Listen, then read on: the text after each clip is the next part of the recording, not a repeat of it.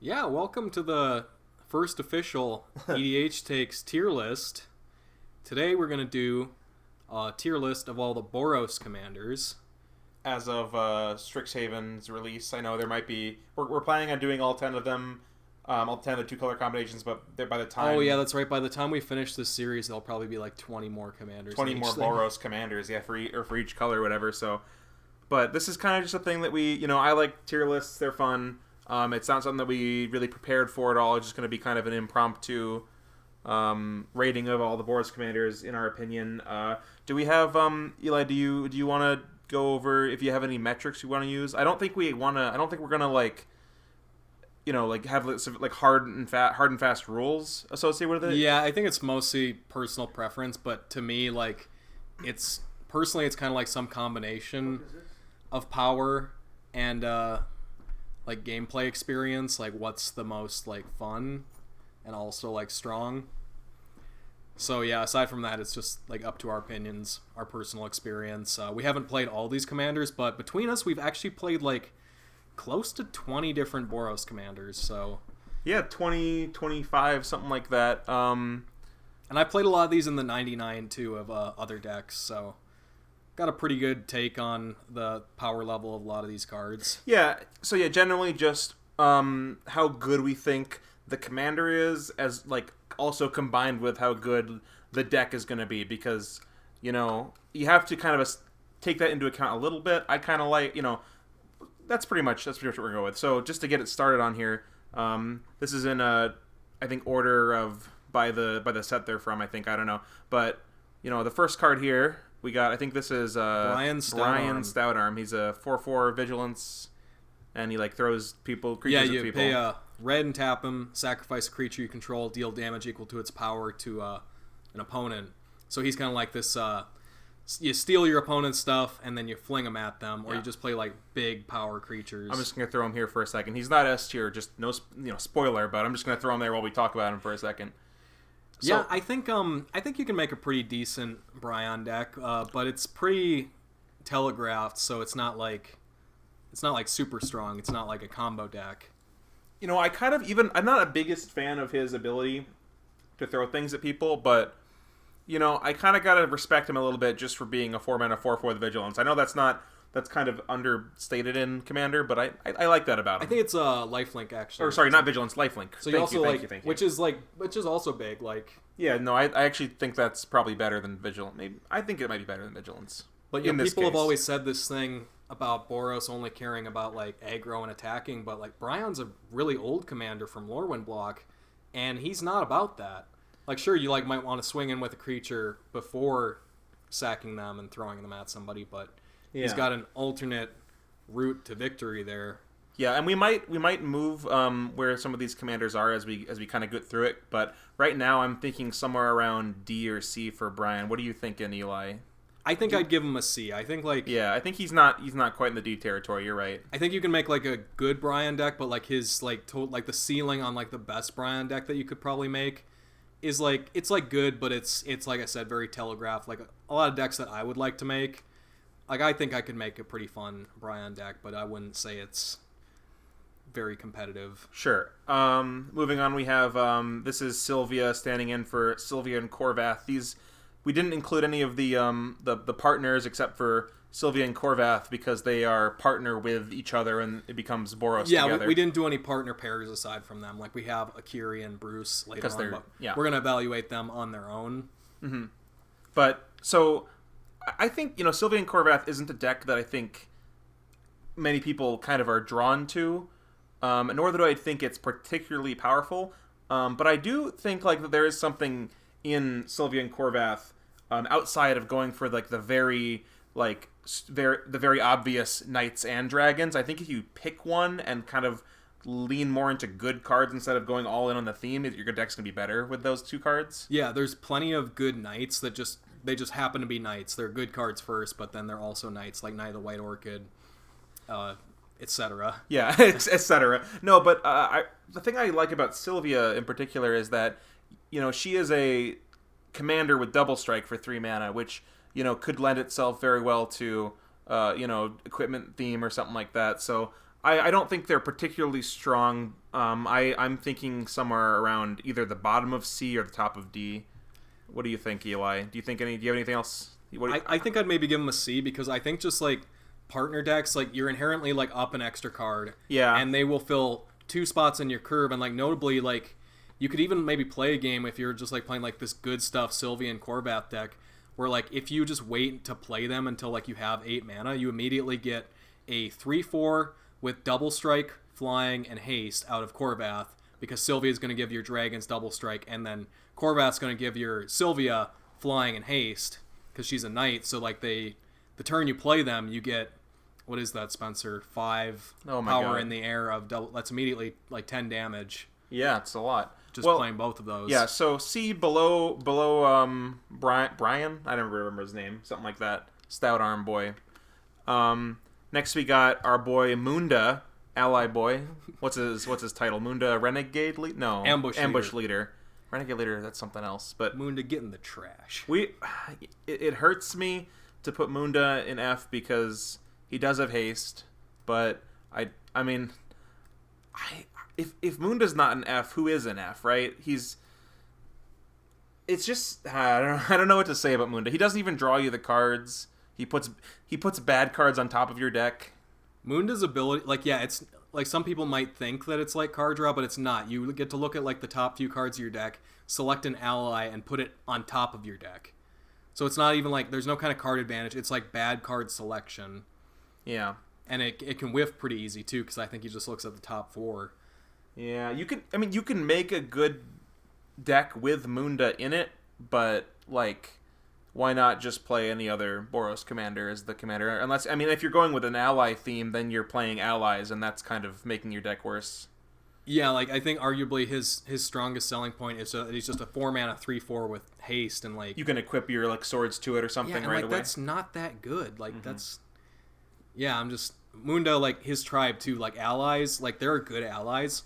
There's not so many in just red and white. You don't have the critical mass of allies. I feel like your best ally in Boros colors is probably Tuk Scrapper, the one that like destroys an artifact and then deals damage to its controller equal the number of allies you control. There's the 5-mana one that gives double strike, and there's Lantern Scout, which gives lifelink. And other than that, I don't know if there's anything really else. Yeah, and a lot of those like newer like rally ones, like they don't even like give you extra benefit for playing more than one ally in the same turn. It's just once a turn, right? Yeah, like in Boros, like they're just like give all your creatures double strike, like because double strike doesn't double up on itself. Yeah, it doesn't add up. You so can't like, get 2 life. Yeah. If anything, it's just giving it to like the next ally you play, which isn't even like that impactful in my opinion. Yeah, but I don't want to spend a million years on Munda. I don't know if he's gonna be. I don't know if he's gonna be last or not. There might be some contenders, but we'll move on from there. We'll see. We got Iroas, God of Victory, I believe, and. Ours is the God of Victory. Not S, by the way. I'm just going to put things up here.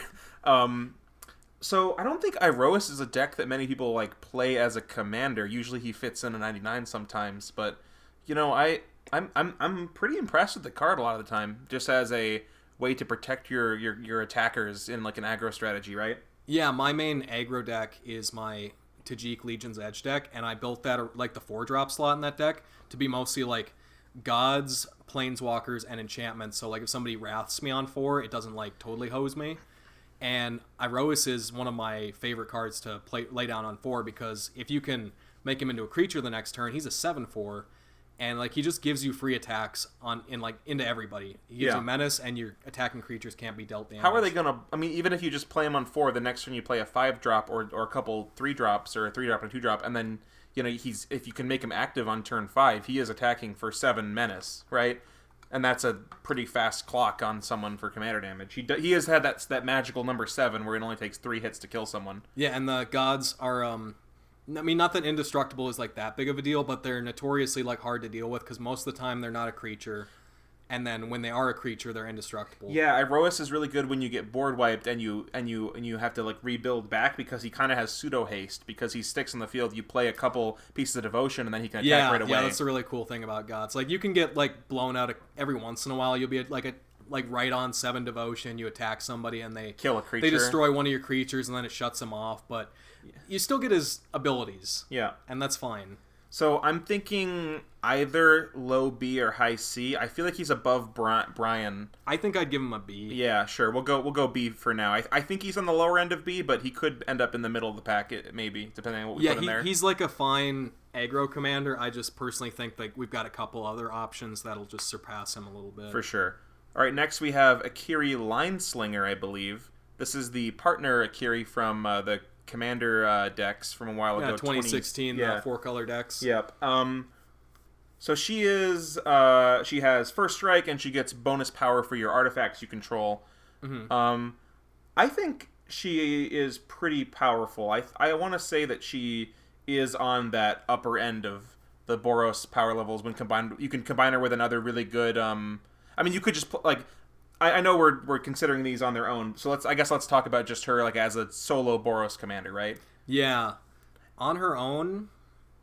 Yeah, I don't know. Like she's definitely a card that's much better when you have her with something else. Built-in cranial plating is really good, especially like the more treasure support cards that get made. Yeah, because it's really easy to just get like a lot of artifacts. The problem with her is like she's a 2-drop commander, but like how often like outside of a more like competitive deck will you actually have a significant amount of power on turn 3, like when you're able to swing with her?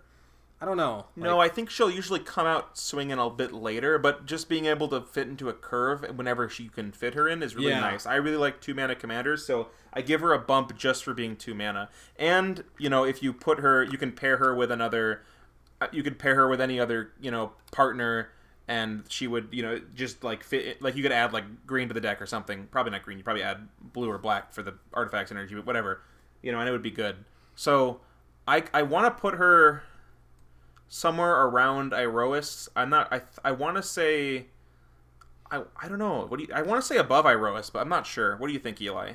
Yeah, I think her, like you said, being 2-mana and also like that first strike and vigilance, she just like blocks everything once she has a couple power. She turns into like a 6/2 pretty easily, and that's kind of so she's an aggressive commander and like mostly like a Voltron commander. Yeah. But also like the vigilance gives you a lot of defensive capabilities there. When I think of her, I think of cards like Conqueror's Flail and like what is it?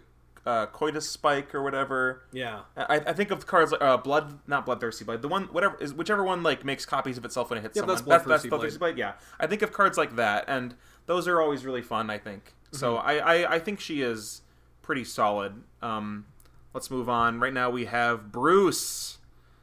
Similarly to the other to Akiri, this is also a partner card, so we mostly going to consider it on its own, but you kind of do have to add that extra power for being a partner, right? Mm-hmm. So Bruse, I think is very. I think Bruse has been seeing a lot more play now that we have cards like Jeska. You can play like Jeska Bruse or something, and like kind of go for that. Yeah, sextuple your damage. Yeah, and that's pretty good. But even without like combos like that, Bruse just is kind of a house. Honestly, I'm pretty impressed with him. Yeah, he's like an honorary member of the Sun Titan family because he's got an ETB and an attack trigger. Yeah, that is true. So like he is a 4-mana, which like isn't a big deal, but he's got the enter the battlefield ability. If it was just like an attacks trigger, I would rate him a lot lower. But the fact that he does something when he comes in immediately at 4-mana is super nice. Mm-hmm. And it might be understated, but the lifelink. I mean, the double strike is obviously the big power in it, but the lifelink, especially paired with the double strike, is a lot more relevant than you might think. It gains you so much life. If you can get like one attack in with that, go up to like 70 life or 60 life. You just get so set. Like my recent deck is Bruce, Tarl, and Elena, and just being able to get like an incidental like 1 or 2 Bruce triggers. You're at 70 life every game. Yeah, like I played a game at my old Alexandria shop recently where I was getting just like swung into by like everybody, and I took a lot of damage, and I was still like consistently at 40 life. Yeah, I don't know if I had to put him somewhere. I'm thinking low A or very high B. What do you think? Like top of B or low A? What do you think, Eli? I think I'd maybe put him in B with sure Akiri, but above Akiri, right? Or yeah, not? Around like maybe top, like kind of near the head of B. Really close to Akiri. Yeah. Just sure, but I'm just like I really, man, I maybe I'm factoring in the partner part a little too much, and that's why I have him in A. But just being able to go like Bruse and like some other like maybe like some other like maybe a black or a green deck, you know, where you can put these big fatties into play. Like think of like a demon and then you Bruse and like attack for like, you know, 15, not 15 because that wouldn't make sense because double strike, but 16 flying trample or something. Yeah, you know, a card that's really, it is strong and it's a good effect, but I never can justify playing it because it's like so slow and expensive, is True Conviction. And like that is a strong effect to give double strike and lifelink to your whole team, but you have to make a cut in your deck for that. And that's a card that like, if you draw it and like you don't have that board state to back it up, it's just like it's kind of a win more card. Bruse is kind of that but effect. You just get that in your command zone. Yeah, it's amazing. It's really awesome. Well, we got to get through this sometime. Can't make this video 2 hours long. Right now we have Gerrard, Weatherlight Captain. This is another deck that you have, Eli. This is a kind of more of a combo centric commander, right? Yeah, he's a combo deck. So that's obviously going to make it a little more powerful, probably, right? Yeah, Gerrard with a sack outlet and like a loyal retainers, or now we have the Hellkite Courser from Commander Legends, which is super awesome because you don't even need to have Gerrard in play to instigate that combo. You just get a sack outlet and the Courser, and you can go infinite. Yeah, so for the same reason why the mono-white Heliod, the new one, is good, you know, because it's a combo commander, Gerrard is also going to be on that upper level of power because he's able to function with good cards to make an infinite combo in your deck. Yeah, he's got a high ceiling, but also like I think there's some people that might want to build like just like a Gerrard aggro or like a board wipe tribal type of deck. And that would work. And you know, actually I'm really down on the board wipe tribal Gerrard deck because if you go to like have Gerrard out and then play like your Yackle Hops into your board of artifacts and creatures and somebody like swords your Gerrard in response, like you're SOL, so I think that deck's actually kind of bad. Because he's pretty glass cannon. But overall, you kind of, I think, you know, on like I think Bruse and these cards down here maybe are a little bit more they're a little bit more versatile. I don't know if that's even true, but Gerrard definitely like he does a really powerful thing that kills all your opponents at the same time by winning. You know, so I think he has to go somewhere in A tier or be above these guys for sure, right? He's the best one so far, or no? You know, actually, I love my Gerrard deck and I like him, but I feel like it is just like it's pretty glassy. I think like there's some cool stuff you can do with it. And, like he's a cool value card, but you can get dicked pretty easy by like any kind of graveyard hate. So what are you thinking for Gerrard? I mean, think I'd give him a C. You give Gerrard a C? I might give him a high C. Ooh. I could see B maybe. I don't want to just put everything in B tier though. Like dang. Do like the everything every deck's a 7 kind of thing and just give every guy a B. But I just think like he's got a really high ceiling, but I think like his average case or his floor like is I think it's kind of worse than like the Iroas or the like general aggro decks. I don't know if I can see Gerrard below Iroas just because of the kind of deck you're going to build with it.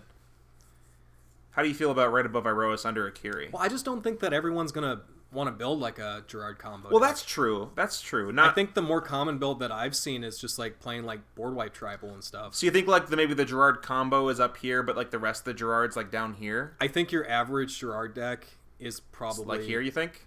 Yeah, maybe like lower B, like mid B, like low B, mid or low B. Sure. Yeah. I mean, you're the one with the Gerrard deck, so I'll let you. I'll default to your judgment here, Eli. I feel like he might be up here somewhere, but I'm fine leaving him here for now at least. Yeah, and like the main so my Gerrard deck is my deck that I've tried to like push as far as I can. Like try to make it as CDH-ish as possible, and it's still like, not that it's great, like close right? to CDH, but I don't like playing CDH, so I've got a few cards left in there that are kind of more like long game, like marathon type cards instead of sprint cards, you know? Yeah. And you'd say you found that even when you try to push it super hard, it's still very fragile. Yeah, and like his combo, it does take at least two other pieces. It's not like just Gerrard and one other piece. And it's very telegraphed too, right? Yeah. Okay, so I guess I can see that. But let's move on, not waste forever on that. If we, not everything needs to be perfect.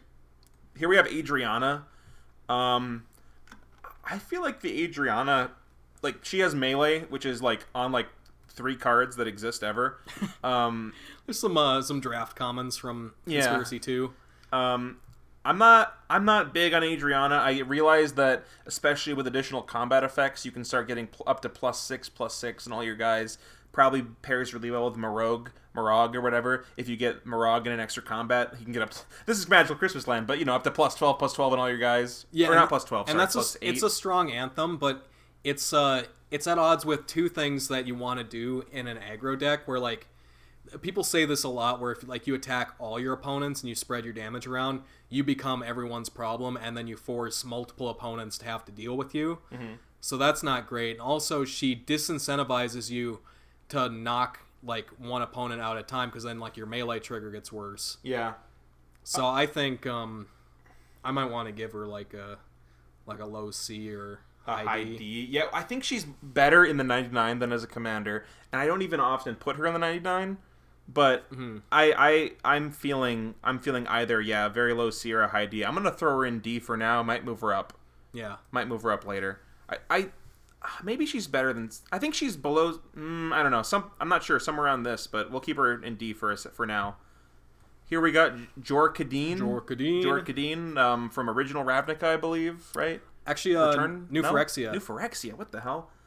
I guess I'm crazy. So I was thinking of the other guy, the Metalcraft man, or no. Sorry, he's got Metalcraft. I was thinking of Agris. He's from Ravnica. Yeah. There are group of 5 mana anthem commanders. Yeah, they get stuck in my mind. But Jor Kadeen, he's he obviously gives +2 to your +2/+0, right? +3/+0. +3. I thought it was 2. Holy crap. And he's a 5/4 with first strike, so he becomes an 8/4 if you have Metalcraft. He's got decent stats, Yeah, but I honestly. Besides one deck you used to play with him a long time ago, Eli, I don't think I've ever seen this card in the wild. Yeah, I used to have, like, my first commander deck was Jor Kadeen, and it was just, like, a Boros equipments deck, which isn't even, like, necessarily the best way to build that deck, because then if you only have, like, 2 or 3 creatures, you're not getting the most use out of that anthem. Oh, but he does turn, like you said, he turns into 7 at least, what does he go, 7, right? He turns into an 8/4. Which is, and it meets that 7 number where it can 3-shot someone. So my deck was kind of like a Voltron deck, and I would try and kill somebody in like 1 or 2 hits, or I would play Grafted Exoskeleton, make his power 10, and give him Infect. There you go. But yeah, he's not that great. Very obvious, very streamlined. If you remove him, the rest of the deck probably doesn't do much. If he gets removed because you're attacking with a bunch of, like if you go like full on wide, yeah. And he's also like his Metalcraft thing, like. You probably should most of the time have enough artifacts to keep that active, but like my deck, I didn't play like it wasn't a dedicated artifact deck. It just had like enough equipments, because for Metalcraft it doesn't care if you have 3 or you have 10. You just need to get to 3. And it seems like it kind of is at odds with the idea of going wide, because if you're going wide, you want to put out a dude on 2, not a mana rock on 2, right? I've seen a lot of people talk about like Mer Tribal. I guess, but. And just like a bunch of artifact creature tokens. When you're attacking with 4 1s, and then, I don't know. Yeah, so I think he's got that problem like with Iroas, where you could like swing into somebody, and if you only had like 3 or 4 artifacts out, they could like remove 1 or 2 of your artifacts and then shut off your anthem. Yeah. I'm feeling somewhere around Adriana for Jor Kadeen. What do you think about that? I think these 5 mana like anthem commanders are kind of a little bit weak. Jor Kadeen kind of has that haste ability because it comes out right away. I guess Adriana does too. I think Adriana's better. I'm not sure though. What do you think, Eli? Do you think Adriana's better or worse? Yeah, Adriana doesn't require. Or does it require the deck building? Yeah, no Metalcraft. And it can equally give the +3, and it gives toughness too. So I'm gonna go with Adriana above Jor Kadeen here. Now we've got, what is this? Alibou. Something. Witness, I think. Yeah, can't really read that at all. Too small, but Alibou is a new card from the precon, I believe. The Strixhaven Lorehold precon, and she, I think, is it's a she, is pretty cool card, pretty unique. Yeah, she gives haste all your artifact creatures, and then aside from herself. And then whenever 1 or more artifact creatures attacks, you get to lightning heal it. Is it? You don't gain life; you just deal damage, right? You deal and scry. Yeah, you deal X damage and scry X, where X is the number of tapped artifacts you control, which counts your creatures and your like mana rocks, everything like that. Yeah, so that could be a lot. Like you play a few like artifact lands and mana rocks, and yeah, I think this is the kind of deck where you really want to. I mean, I know it gives your artifacts haste. So I guess a card like the guy who makes a Thopter, if you have your commander.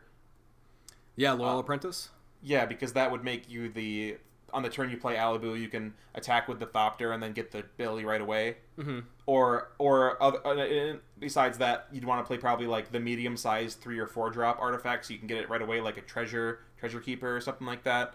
But other than that, I don't think the deck building restriction is too bad on her, because all she requires really is a couple, your mana rocks that you probably want to play, and a bunch of artifact creatures that aren't even bad. Yeah, so, I think we agree haste is the best strongest keyword yeah. in Commander. So she's a new card, obviously. We haven't played with her yet.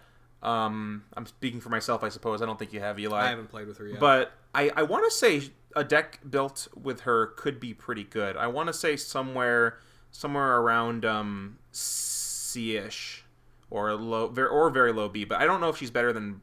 She's probably better than Brion, right? I think so. You think high C?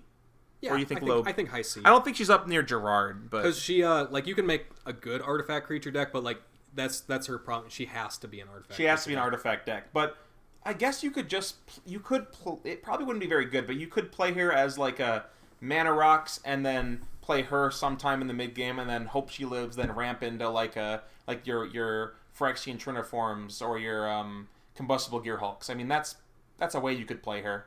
And it would be okay. Yeah, I think she seems really solid. Yeah, okay enough as high C it can be, something like that. So now we've got Osgir the Reconstructor, I think. He's awesome, right? Yeah, he's got he gives you card advantage in the command zone. He gives you a sack outlet, which is always cool. He does exile the card that you kind of pseudo reanimate, so that's at odds with a couple of things you might want to do in a artifact like Boros deck. But he gives you 2 copies of it, so that makes up for the fact that you have to exile it, I think. Yeah, and he's I know a lot of people really like Osgir because he kind of breaks the mold of what Boros has been doing in the new Lorehold kind of expansion. And while I'm not sure if I agree that the mold needs to be broken, I do quite like Osgir. I think he's very good. Yeah, he fits into that. I've talked before on our first episode about the 3 R's. He's got he's good with rummaging. You rummage artifacts way into your graveyard. He's got built-in recursion on him, and he's also got the revenge and the buff. The buff, yeah. So that's very cool, very thematic, I think, for what Boros, not what the commanders did, but what Boros thematically did when you stuck them together, white and red, right? Yeah, and he gets in there too. He's a 4-mana 4/4 vigilance, so you can attack with him on the turn that you use his ability. He's got that thing that I was praising Brion for being a 4-mana 4/4. So I want to say he's an A. He's just a solid A. I think I'd give him an A. An A. Because you play him on you play artifact lands and 0-mana artifacts in this deck, and turn 4 or 5 you go to combat. You pay 1 with his ability, sacrifice an artifact land, makes him a 6/4, get somebody for 6, and then second main you pay 0, tap him, and make 2 artifact lands. Yeah, that's ramp, or you can loot away a Soul Ring or something like that, get 2 of those. Something that generates tokens or generates value. Even something as simple as a Mycosynth Wellspring, where you get a land to your hand. You just sack that later and get something else back. Yeah, and you get the 2 lands ramp. With built-in recursion on him, he's kind of like if you've ever seen a Feldon deck, rummaging spells just kind of become card draw when you have recursion built in. He's like a Feldon deck, but he does so much more, I think. Yeah, I think he's a lot better than Feldon. Yeah. So now we have Kalemne, Dictate of Iroas, or something like that. Yeah, Disciple of Iroas. Sorry, not Dictate of Iroas. That's a new Flash enchantment they're coming out with. No, I think Kalemne 2014, 2015, 2015 pre-con, the Boros one, in the experience counters kind of theme. People, I think, will look back at that set and say the 2 worst ones. I think they'll say that she's the worst, and I think they might say that Daxos is the second worst, or maybe he's the worst, and she's. I think that's generally the consensus. But I'm kind of like. I kind of like her a lot. I mean, I'm a little biased because I did play her as a commander. You're a Kalemne simp. Kalemne stan, that's what they call me. But I don't know, man. Like just for doing I don't even think you need to go I mean, obviously Giant Tribal is a way you can do it, but I don't think you need to. I think just playing the reasonable number of 5 and 6 drops in your deck that are high impact, like the Sun and Inferno Titans, some other other things that are similar to that, and she just starts getting in as like a 5/5 double strike, and it's like, oh my god, that's actually huge. I think the coolest thing about her is that, so most people would play a lot of 2-mana ramp in Commander, so she curves perfectly. Like, you play her on turn 3, turn 4 you play a Sword of, and she has double strike. Yeah. So if you have like a Sword of Feast and Famine, you're making somebody discard 2 cards, getting a double untap. 10 damage too. Yeah, and then you're hitting somebody for 10 commander damage on turn 4 if you ramped into her. And then let's say you just continue that curve and play an Inferno Titan afterwards. You're dealing 3 with the Inferno Titan and then attacking now for 12. Or, no, 14. No, yeah, 12. So maybe she's a little bit undervalued, because just like that inherent double strike and like her second ability, like it's not really like super easy to trigger, but like you might have just a couple creatures you play in that if she deck. gets 2 like in the game, and she keeps it for next time she comes around. So you maybe you play 1 and then like you play her, then you play 1 after she dies at some point. You play her later in the game as a 6 mana 4/4 double strike. I don't think you're too upset with that, right? Mm-hmm. It kind of scales with the commander tax a little bit. Yeah. Assuming that you got to get a trigger offered to. So I'm not going crazy. I don't think she's like very good, but I think she's better than Sylvia Khorvath, and I want to say she's like right here. I think she's actually better than Brion. That might be crazy though. I think so. But below Alibou, you think? Or what? Maybe just below Alibou by virtue of like the Kalemne deck is almost exclusively kind of like a Voltron deck. And yeah. Like, I personally like I like Voltron, but I always evaluate it kind of low because it is very easy to interact with. Yeah. Okay, well, moving on from that, we have Anya the Merciful, I think. Merciless Angel. Is there a merciful subtitle on here somewhere?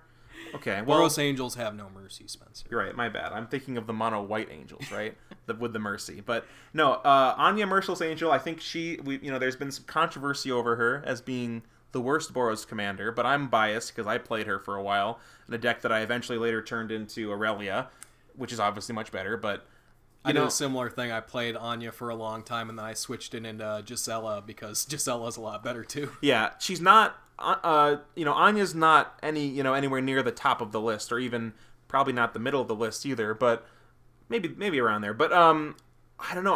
I really like the fact that she is her. Same with her and Bissandra, just being that kind of Sarah Angel body with a relevant ability on her. I think is actually kind of underlooked and kind of not undervalued, because that's the last episode we made. We wouldn't call not underplayed, but yeah, people don't really consider the fact that she just kind of beats in, and flying is actually really relevant. Not too many commanders that are this big for 5 mana have flying, honestly.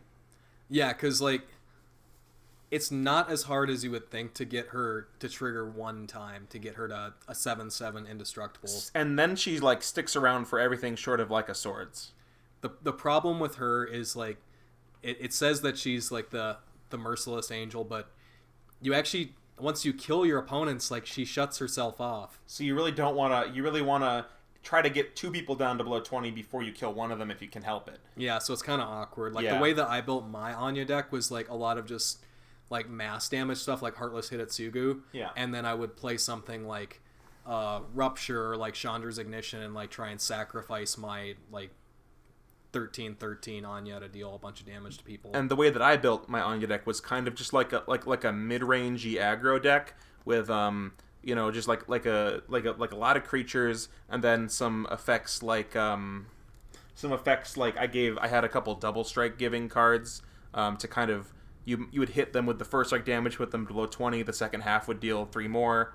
And I also played like the extra turn chance for Lori, where you would lose to try to maybe like get past that situation where you kill one of the last 2 players and you kind of are vulnerable from that point. And it's kind of an all-in strategy, but it was a very fun deck. I liked playing it. I would put her at least above Adriana, I think. I don't know. What do you think, Eli? Do you think she's... I don't know. Maybe not above Adriana, but in D, squarely D, I think. I think she's at least as good as Adriana. Like maybe... I want to say she's... I don't know. I think... I want to say she's above Adriana. I don't know, though. Maybe below. Maybe around the same size as. Do you want to go above or below? I'll go either. The fact that she gets indestructible is actually pretty big. Like, when I played her as my deck, it was just kind of like a group slug like control deck, and that was a really nice thing just to have like a huge indestructible blocker for flying.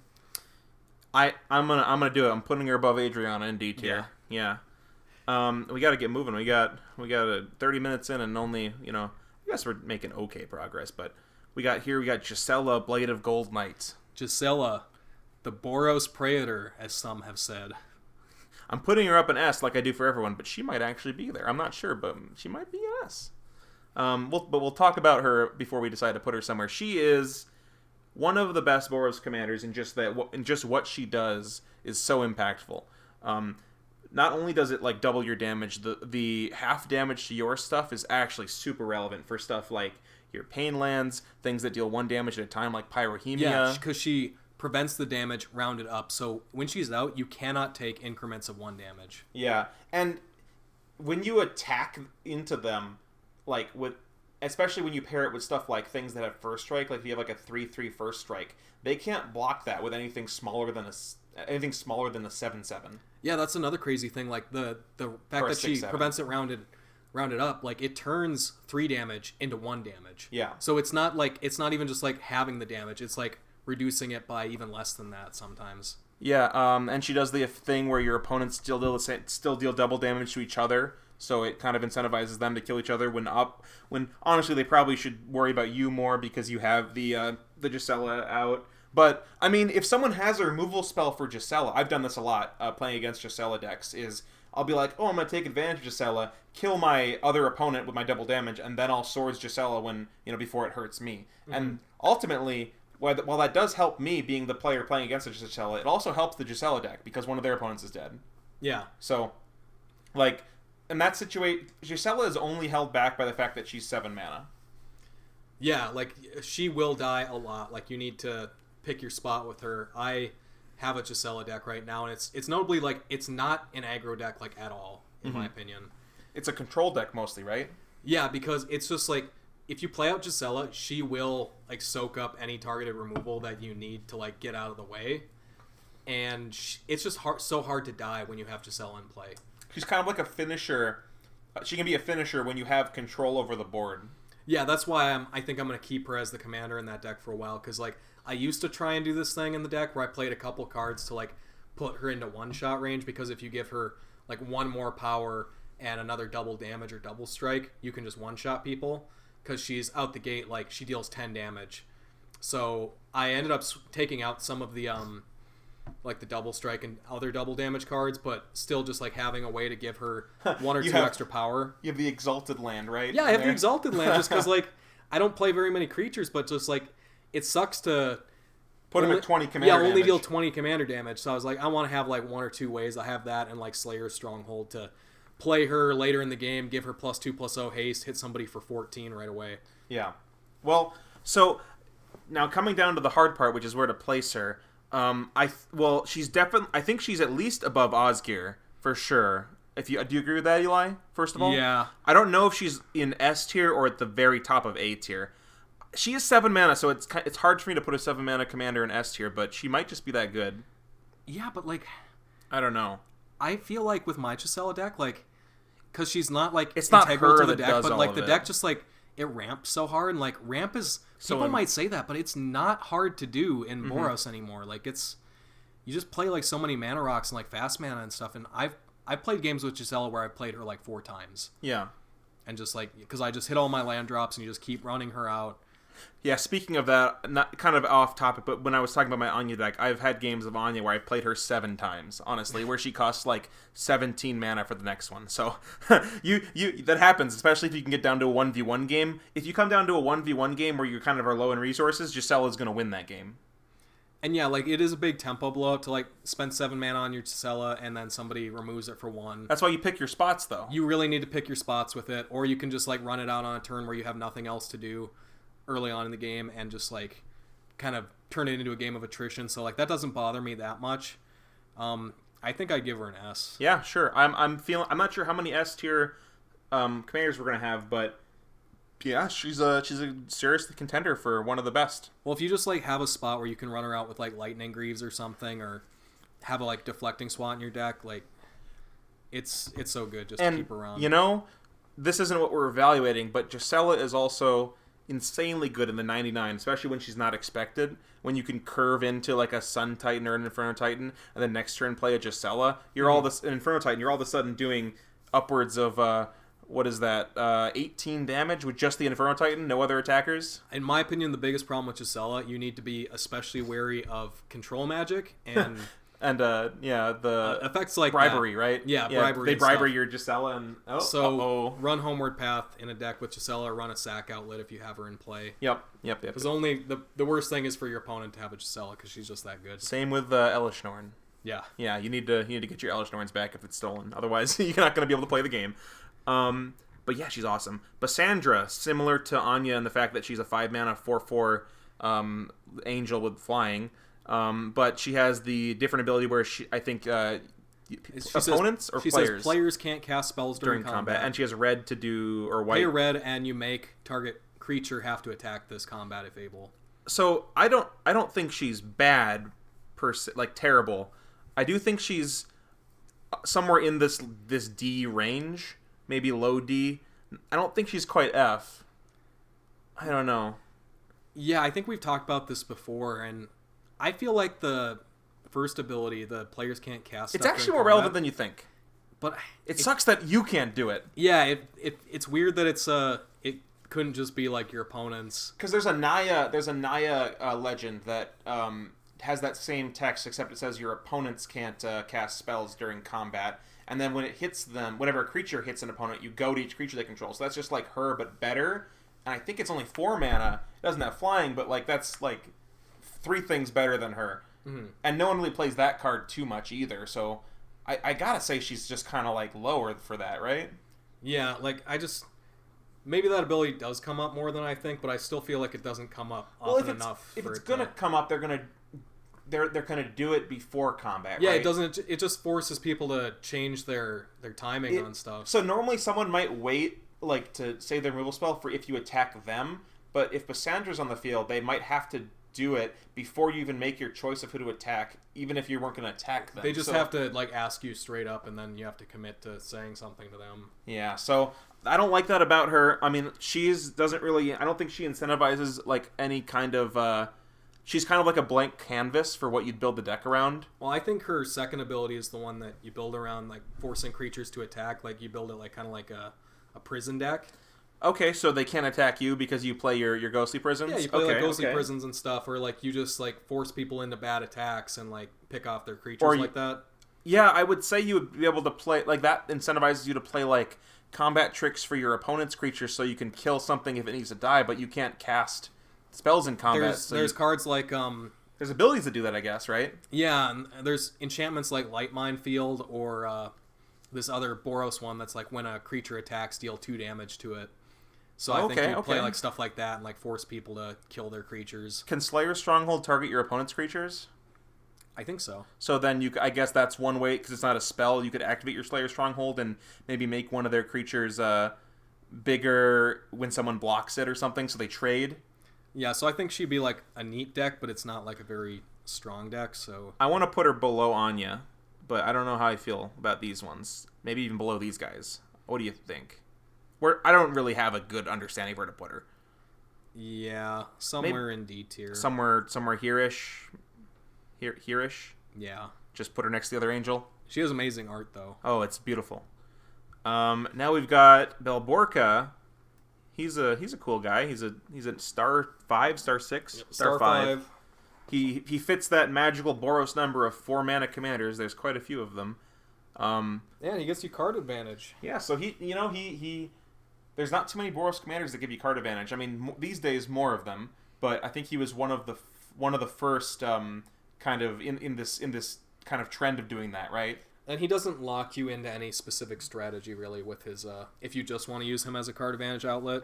Yeah, I mean, you could play him as kind of a as an outpost siege in the command zone that's also an attacker or blocker, right? Yeah, because unfortunately, the thing I don't like about him is his power is based on the greatest CMC of cards exiled.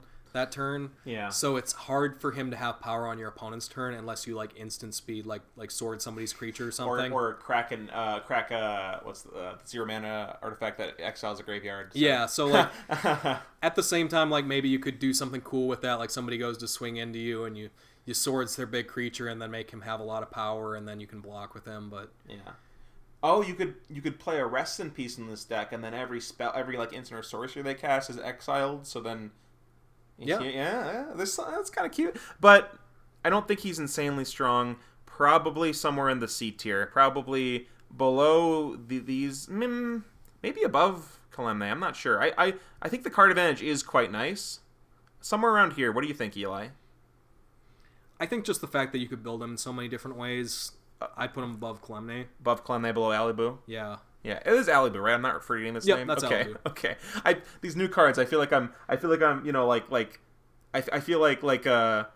Brion Stoutarm or whatever. I feel like I'm calling him Braun or Bran like half the time. That's just how it be. This one isn't Wyleth, right? This one is Rayav, Master Smith. Yeah. Is he the combo one or is Wyleth the combo one? I don't remember. He's the combo one, right? No, he just gives double strike to your enchanted or equipped creatures. Wyleth is the combo one.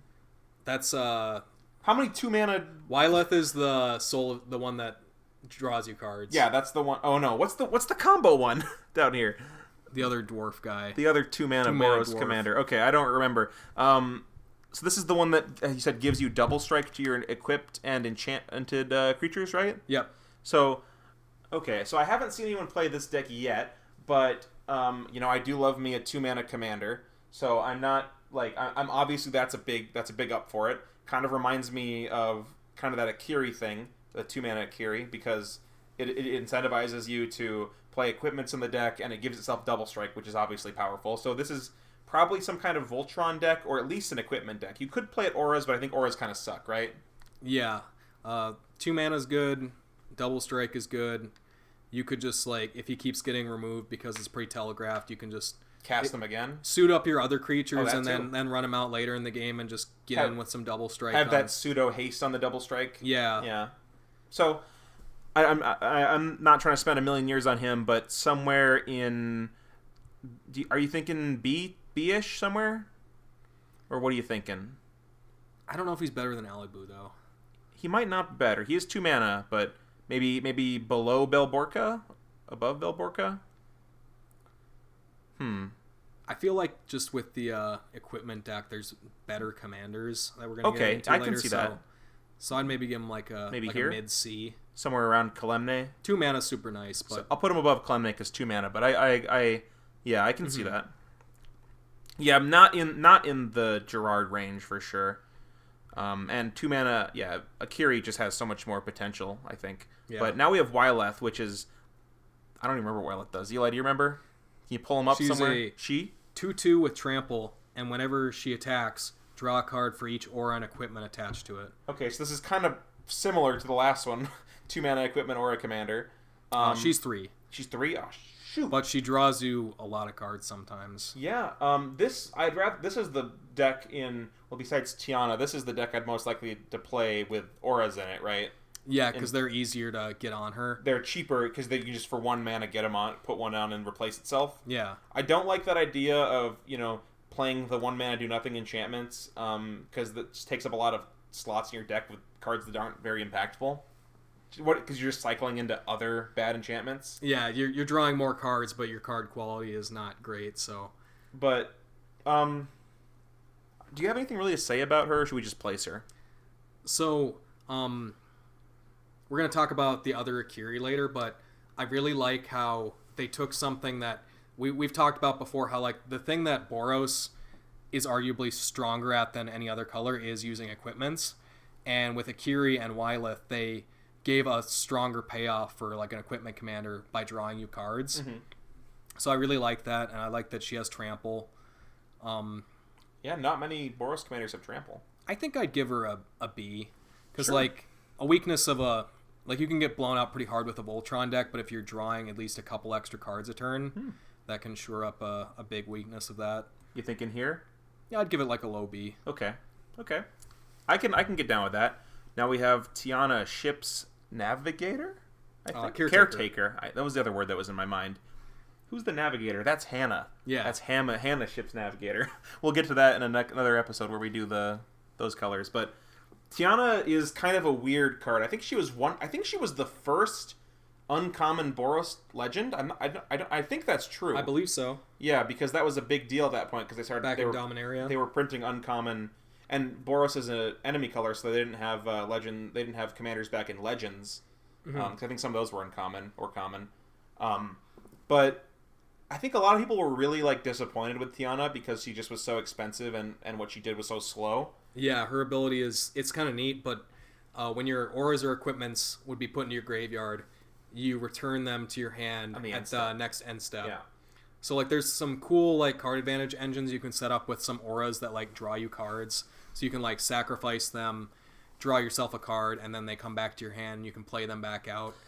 But those engines, she's the main piece of that. Like there's not redundancy for her effect really. Yeah. So she gets removed and like that's all you've built around. Now like, it's 7 mana to bring her back. Yeah, like she gets really expensive. So I actually built Tiana as my first Magic Online deck because I had a paper Tiana deck that was just like built around like some cool stuff you could do with auras, because within white you actually get like a lot of cool support cards for auras in like SRAM or like Core Spirit Dancer. But you couldn't afford to replenish in paper. And in Magic Online you can. Yeah, you can get replenish and then you just like get back your Eldrazi conscription. Oh yeah, and there's that red creature that gets an aura back from the graveyard and puts it on him or whatever. Stormcaller or something. Storm something. That guy's sweet. And you can put back Eldrazi conscription on it and just kind of own someone. That's pretty fun. Yeah, so personally I didn't build around Tiana like that much. Like I put some cool things in the deck where like I play like one aura that I can tutor up, and it will like it's like a sack outlet on it, so I can like sacrifice my the main card in that deck that I would play is I'm forgetting the name of it. The 4-mana aura. Sage's Reverie. Sage's Reverie, which is a really cool card draw spell, but it's specifically only for an aura deck. So the main thing of that deck is just like playing. There's like Heliod's Pilgrim that tutors you an aura to your hand. Yep. And so I'd like get that and then just like draw a card the first time, recur it, and then draw more and more cards. Yeah. That being said, though, Tiana's definitely on the lower end of the power level scale. Very slow, I mean, she's fragile, except for when you get like the what is it? Whatever the aura is that comes back every time it leaves the battlefield, and when the creature dies, it comes back. Whatever, the indestructible one. Unless you can get some of those protection auras, like she's very fragile. Yeah, so the coolest thing that I could do with like Tiana is play the card Pariah, which is an aura that makes damage that would be dealt to enchanted creatures. So you put that on an opponent's creature. So if they attack into you, they kill their creature, and then you get the Pariah back with Tiana. And you put it on something else to kind of protect aside yourself. From interactions like that, Wyleth would probably be a stronger aura commander. For sure. So I think she is somewhere in D. I'm not sure where. I want to, just because she's fragile, I want to say the lower end. But what do you think, Eli? I love my Tiana deck, but below everything, I give her a low D. It's not strong because of Tiana, really. Below all the things we have in D, just above my boy Munda so far. Now we have Tajik, Blade of the Legion, I believe. From Return to Ravnica block. This was my first Boros commander I ever built because I opened this card. And I know because I've played it a long time ago, I know that it's not that good. The best thing about it is that it has indestructible, so it sticks around and stuff. But you'd be surprised how hard it is to activate Battalion, especially when they can see it coming and they know to expect it. Yeah, I guess that trigger, would you say it's kind of comparable to like the Anya trigger? Yeah, in that it's comparable to Anya in that it is kind of difficult to make it work. I guess the way when I played it a long time ago, I was less enfranchised than I am now, so I was kind of playing like what I had, right? Not really something super great. But I remember the ways that I would win the game, if I were ever going to win the game, was I would just attack with this and like an Odric Master Tactician. I think that's what his name is. The one that makes it so if you battalion with him, you get to choose their blocks. You get to pick their blocks. So you would just be able to, have a big swing in and make them not block and do like 20 to them or something. Mm-hmm. But I think Odric only buffs himself, right? Only +3 to himself. He goes +5. +5. Sorry, he goes 7. Sorry. I was thinking 3, but but he has no built-in evasion, so like they just chump him. Yeah, if the battalion ever goes off, if you just chump him. So I want to say he's probably worse than Anya. I think he's worse than Anya. I think he's worse than Adriana. I might put him here. I don't think he's good at all. Yeah.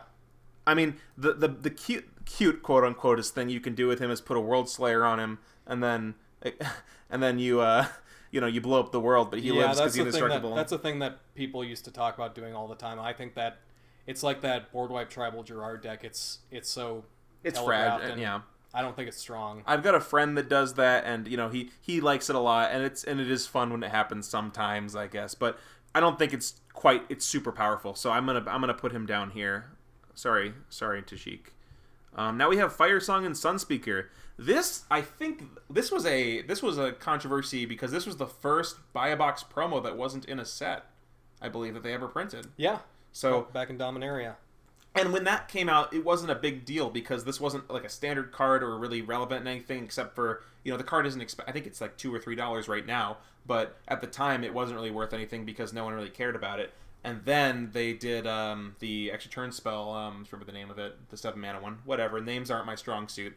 And that was a big deal because that was like a $20 card that was only printed as a box topper. Yeah. This is a tangent that I didn't mean to go on, but what I'm getting down to is that this was the first kind of in the wave of Boros commanders that people online were saying, oh my god, it's not a combat card, right? It's not a combat Boros card. They're like, yay, it's so good just because it's not combat. But I think it really is bad, honestly. Well, it turns out combat is what's supported in Boros, so like there's not a lot of, like you've got a lot of decent red damage spells that you can play, like Blasphemous Act and Firesong. It'll gain you a ton of life, but like all that life. Yeah, especially at the time when it came out, we just had like Stuffy Doll. We didn't have like the Brash Taunters of the world. I guess we also had Boros Reckoner. We didn't have the couple more that we've gotten for like that kind of theme of a deck where you hit your creatures to kill them. Well, I think the main thing you would do with like Firesong is like you use like a big damage spell just to gain you a ton of life, and then to kind of stick around, and then you play Aetherflux Reservoir. I suppose that does work. But it's for a 6 mana card, I don't think we've looked at any other 6 mana cards in this list so far. I think this is the first 6 mana card, and I mean we did have a 7 drop up here in Gisela, and it gains you life, and when you play a life gain spell, you do get to deal 3 damage to something, I think. But there's not really what life gain spells are you playing? Or you get to deal damage. Is it 3 or is it equal to the? I could look that up while I talk about it. But 6 mana is so much for a commander that it really needs to do something on its own, not just be like an engine with other cards. Yeah, so like you can like when you cast it has to be specifically a white instant or sorcery, cause you to gain life. Firesong deals 3 damage to target creature or player. So like that is in some way a form of card advantage. But just like gaining the life is nice, but it doesn't like generate you a resource. Yeah, if it triggered off of like your Soul Sisters, that would be a lot better for like each instance of something. Like if every time your opponent played a creature, it would gain you a life, and then you get to bolt something. That would have been pretty good, I think. Mm-hmm. Especially when you could play it and then bolt something immediately. But this really doesn't do anything when it comes down, and it honestly, what it does do the next turn if it sticks around isn't that impressive. Yeah, notably, this is the deck we got Josh Lee Kwai to play on. They did like a Ravnica Guilds themed episode of Game Nights, and people got to like vote on like which guild everyone would play, and Josh is always talking so much shit on Boros that the whole internet, it was a beautiful moment back when I was doing my other Magic Twitter account, and we all banded together and forced Josh to play Boros, and he chose Firesong and Sunspeaker, the least Boros commander of all the Boros commanders, and he picked that and he played it, and it's like arguably it's not a strong commander, but he did like the turn 3 Smothering Tithe into turn 4 Wheel and just like kind of dominated that game, and like he arguably kind of threw the game a little bit, and he just like he almost won the game, but he ended up losing just barely. But yeah, he did some really cool stuff, and then still after that fact was like, it wasn't that good. Yeah, and I think Firesong and Sunspeaker fits squarely in D. I don't know if you agree with that, Eli, or not. I think it just doesn't do anything good. I want to say, I think it's better than Tajik. I want to say here. How does that make you feel? I like that. Yeah, right here? Yeah, I am not a fan of Firesong and Sunspeaker. I do like Minotaurs, though, so that has big ups. Now we have Aurelia, something of the something. Exemplar of Justice. Yeah. I actually played this in one of my decks in the 99, with the knowledge that it's not going to be very good, because I think this card, I think I could tell you what it does if you don't need to look it up. It's a 4 mana 2/5 with flying and mentor, and it says at the beginning of combat, if you have a red creature, target creature gets +2/+0, and if you have a white creature, I don't remember what that part does. What does that part do? Yeah, you just on your combat Vigilance. You choose up to one target creature you control until end of turn. That creature gets +2/+0, gains trample if it's red, and it gains vigilance if it's white. Yeah, vigilance. So the obvious play pattern is you play her, and then whenever you attack with her next turn or something, you give it to herself because she is both red and white, and she becomes a 4-power flyer that will mentor onto one of your other creatures, because now she's 4, so she can mentor. But I just don't think she does much, honestly. Yeah, she's a good body. She does have immediate impact the turn you play her with her +2/+0 ability. But if you're just going for like a good stuff like aggro Boros deck, I feel like stuff like Iroas and many other commanders are just way better than her. Yeah, I mean, we were saying that the 5 mana 4/4 flyers were good because they're 5 mana 4/4 flyers, and this is kind of a 5 mana 4/5 flyer on attacks. So it does have that going for it, but one of the good things about the 4/4 flyers is that they are decent blockers, especially when they're not attacking the turn they come out. Whereas she will chump, but she won't. When I say chump, she will, she has a big enough butt to be able to fend them off, but they can still attack into you and probably have their creatures not die. So they could send 2 3/3s, and you would not be able to, dissuade that attack. Yeah. So notably though, after the turn you play her, she does get vigilance, right? She is adding, with her mentor ability, typically at least 3 power to your board every turn after you played her, and she adds 2 right away. So I think I want to give her a low C. I think she is better than these 4/4 flyers. I think she's better than all the D tiers. I think she's better than the 4/4 flyers. So I want to give her above. I want to give her above Sylvia and Khorvath, even though I do like these. Maybe not. What do you think? I'm gonna go below, actually. I'd go below. I think below. I was thinking, then I'm like double strike, so maybe above, But now we got what I think is a better mentor commander, Tajic Legion's Edge. You have this deck, right, Eli? And I've been the victim of it many times. Yeah, oh my god. So back in the day, I've always been I've been a long time Boros fan, and I used to try and do this thing where I wanted to fight against the stereotypes and be like, oh, it's not all about combat, it's about this rummaging and recursion thing, and I wanted to do the value thing and prove people wrong. So when Tajic came out and I saw that it was another combat deck, I was so brainwashed by the command zone. I was like, oh my god, it's another combat one. This sucks. It doesn't generate me value. And that's what I wanted, because they leaked his artwork pretty early, and I was hoping it would be something really sick. You were like, Tajic, oh, he's the guild guy. Oh my god, he's gonna be epic. He looks so awesome. And I didn't really put any value on his damage prevention ability when he came out, because I was like, who really even plays those kind of cards? That doesn't really protect you from your opponents. But I eventually I had my Thalia deck and my Grenzo Havoc Razor deck, and I wanted to make Heretical Cathar, right? Yeah, and I wanted to make a Boros Hate Bears deck that was a Hate Bear deck, but like had more punch to it. And I picked Tajic just because like all your Hate Bears, they're at 2 mana, but they're usually like just 2/2s or like 2/1s or 1/3s or something. They're small, so like they don't have a lot of punch to them. And Tajic just like coming down on 3 with haste and mentor, he's immediately adding 4 power to your board. That's just strong. So I was like able to build around this curve where I could consistently deal between like 6 and 7 damage on turn 3, and like that's kind of a lot. Yeah, and he's got that Munda haste, but for 1 less mana with a better ability. He could also give himself first strike if necessary. But yeah, that other ability where you get to prevent the damage to your other creatures lets you do things like play Solar Blaze as like a one-sided board wipe, as well as things like Blasphemous Act for 1 mana. Yeah, oh my god, best card in that deck, Blasphemous Act. So I also play the Mother of Runes and Giver of Runes in that deck. So what you can do is you just give Tajic like pro red before you play it, and then he protects the rest of your board. So you turn your Blasphemous Act into a totally one-sided board wipe that you can play on curve and like not even disrupt your aggro plan. Yeah, so it either helps you cut through blockers, or you just like do it after combat and like wipe away the board and you keep your board. And one-sided board wipes are arguably, I think, one of the strongest things you can do in Commander. So I have a short story. I know you just told kind of your own story, your own little monologue there. Eli, no offense, of course, but I used to have back a year or two ago. I used to play a Muldrotha deck, and Muldrotha when she came out, Muldrotha was kind of like a scourge of the format because people were like, oh my god, this is a Sultai commander and it does like so much value.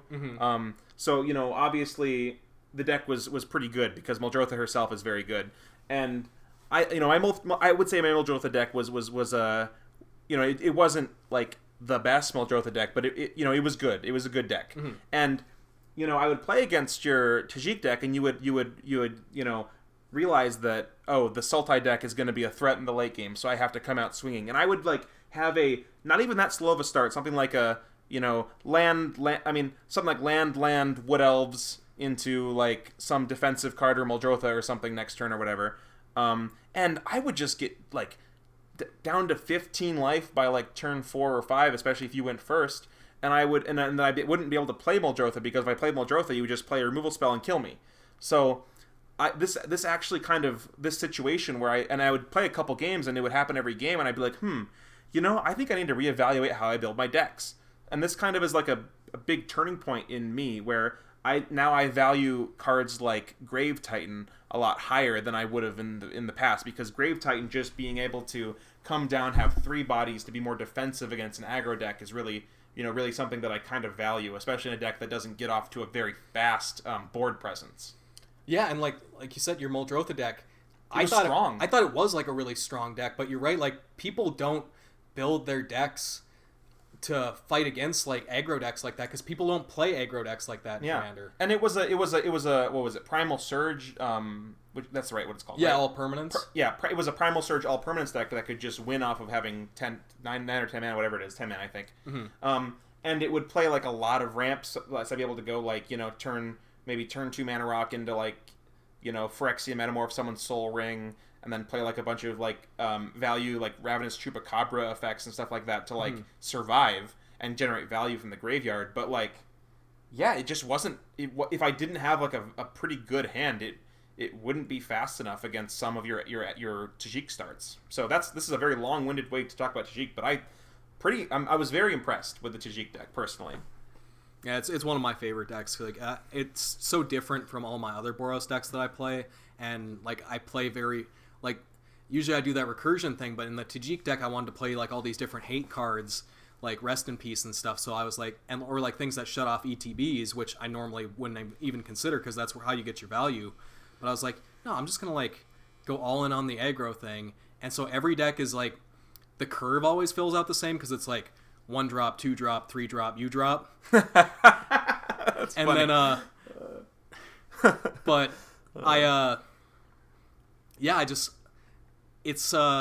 it's that every game, but it's different cards every time because I'm not tutoring for like just the best card in my deck every game. And notably, you don't even play Soul Ring in that deck because the mana like color considerations are so important, right? Yeah, like I could play Soul Ring and it'd be fine. I play instead of Soul Ring, Sarah Ascendant. Is your and, Soul Ring? The Curse of Opulence. Curse of Opulence is kind of like my Soul Ring because I'm always able to attack at least by turn 3. Yeah. So I wanna put Tajik somewhere in B, somewhere around here. What do you think? Is that crazy? Yeah, I'd maybe give him a below Wylith. I may be biased. Like I could above Iroas because I don't think above Akiri maybe. Well, I think most people build more around like the damage prevention ability on Tajik. I don't think that's that. I mean, it's fine, but I don't think it really plays into its strengths. So I think like the average case Tajik deck is actually maybe more in like a C tier. Damn, I was so impressed with your deck, but I mean, I'm maybe right above Belborka or right below Belborka. I think he's maybe above Belborka. I think just like right here, 3 maybe? mana. Like he's got. Like, we evaluate haste, like, super high. And he does have haste. He's, like I was saying earlier, he is the Munda, but, this is the, I'm you but better, Yeah. That meme. You versus the girl, you don't want her, whatever that meme is. Okay, sorry. The guy, whatever. Yeah, so a lot of tangents, but yeah, Tajik, sweet card. I think he's a high C. I kind of want to put him up here, but we'll keep him here. Alibou might be below him. We haven't played her very much, but she seems pretty awesome. She generates you some value though, so you always have to put the value on the card. Like you have to rate that highly, even if you don't know.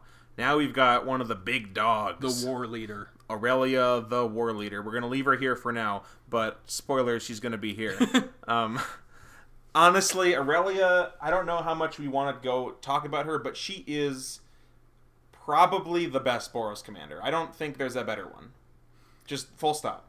I think the only real way you can make like a quote bad Aurelia deck is if you just play like every huge CMC like creature and you just like your curve's way too high. But if you just like run out like good efficient creatures early and you run her out in the mid to late game, she's always going to be good. She's good on her own. She's an immediate like 6 commander damage on no other board empty presence. Board, you play her out, she does 6 damage immediately, and she's a must kill threat because if you go back to your turn, you play a sword, put it on her, it's crazy. You play anything with haste, it's crazy. Whatever. So Spencer, when I'm building like Boros decks or like trying out new things and I want like an extra combat effect, I'm always just like, I wish it was Aurelia. Yeah. Because like your average extra combat spell, like your lowest CMC one is Combat Celebrant, but you have to exert it, so arguably that one's like every other turn. Really, they're like 4 or 5 mana usually. Yeah, so they're average like 4 to 5 mana. So for like 1 or 2 more mana, don't I just want Aurelia that can stick around and give me an extra combat every turn? And the 6 damage every turn as well? Yeah, it just like, it adds so much to any board. Yeah, it's Aurelia. Oh man, I mean Aurelia is a card that we should be talking for as long as we're talking about. We should talk about her longer than we talked about Tajik, but I don't think we're gonna do that just because of how long this has to be. But for sure, Aurelia, one of the only 6-drop Boros commanders, surprisingly, but she really does. She really does the thing for 6. And people like the Command Zone would say that like they would argue that she doesn't generate you any value, but there are so many good creatures in Boros that have like attack triggers or good cards. Like you have Sword of the Animus, you have the Inferno Titan, Sun Titan, things that trigger like when they attack. Yeah. You get extra value with Aurelia. Even very, very like simple things like it's not value, but simple things like Mother of Runes, being able to attack with Mother of Runes for 1, having Aurelia untap Mother of Runes, then you can tap or not even tap. Sorry, you tap Mother of Runes, give something protection, attack with all your creatures. That untaps Mother of Runes. You can tap it again to give another creature protection, and you have 2 protection for 2 of your creatures for both of your combats. Yeah, actually, so my Jor Kadeen deck. It was Jor Kadeen for the longest time, but then I was playing with a friend of mine. They were like, wouldn't Aurelia just be stronger? And I was like, wait, maybe she is. And then I tried it out for a few games because I mostly had built my deck around like equipments and also like fell into the third path. And I love playing Sun Titan. So like getting extra like untaps and attack triggers. And I would play like the Mana Mirrors, and I also played like Paradise Mantle, which kind of like, if you have Paradise Mantle and a Pure Steel Paladin, because it was like an equipment deck, that turns all your creatures into mana dorks if you have Metalcraft. And then if you attack with Aurelia, it untaps them all. Yeah, so what I could do is like tap like 3 or 4 of my creatures for mana, play Aurelia, and she would untap my creatures, and then I get that mana back. So Aurelia was pretty much free. Yeah, it was. There were some really cool things you could do with her. Yeah, so I mean, I don't want to talk about everything with Aurelia, but one thing that I do want to mention is, which has been very relevant for me, is I have a Aurelia deck, and honestly, you'll see her mana cost as being white, red, too, and you're like, that's a really restrictive mana cost. But the thing is, that's often an upside for me because it's so good with Nykthos. Any board of Aurelia and 2 other creatures will be netting you mana with Nykthos. Oh yeah. So I've had, that's one of my best ways of like kind of having that explosive turn with Aurelia, or even after Aurelia, like the turn after Aurelia, where you end up having 12, 13, 14 mana just because you have 2 or 3 cards that have 1 white pip in them, and suddenly your Nykthos is generating an extra 2 mana over what you had before. And this is going to be a hill that we'll die on again and again, but the mana ramp is not bad in Boros. You have mana. It's fine. You can just keep running this out. And like that's not even, we didn't even mention yet the Helm of the Host combo. She has a 1-card infinite combo, like with her and 1 card in your deck. You just get infinite combats and infinite Aurelias. A tutorable combo, too. And you're playing in Boros where you have these cards that help you cheat, like equipment costs. Like my Aurelia deck, it was an Aurelia Helm deck pretty much, and I played Godo in that deck too. But I would like do stuff with Pure Steel Paladin and or like Stoneforge Mystic. Stone Hero Giant. Or yeah, Stone Hero Giant. So like you can like use your Stoneforge, use the 2-mana activation of Stoneforge to put it into play, and then have some way to cheat the equip cost. Yeah, or if you have like an ephemerate or like a blink spell, you can blink Aurelia to get a third combat because she becomes a new object. Yeah, and then she doesn't have that ability where she can't attack on extra combats or something. Like, she just so she is the third Boros commander with haste and by far the best one. Yeah, I think I've never been disappointed with Aurelia. Yep, and one more thing I want to mention before we drop her. I think drop her in the top of the S tier, but a lot of my Aurelia decks, my Aurelia deck, a lot of my games, end up going in situations where I end up casting Aurelia 3 or 2, 3, maybe 4 times. Like, it costs a lot of mana, but when you're curving into you have Sword of the Andimus curving into Aurelia, curving into Sun Titan with Greaves on it, getting your fetch lands back, that's getting you like 6 lands a turn. Well, 5, but 6 the turn you play Sun Titan.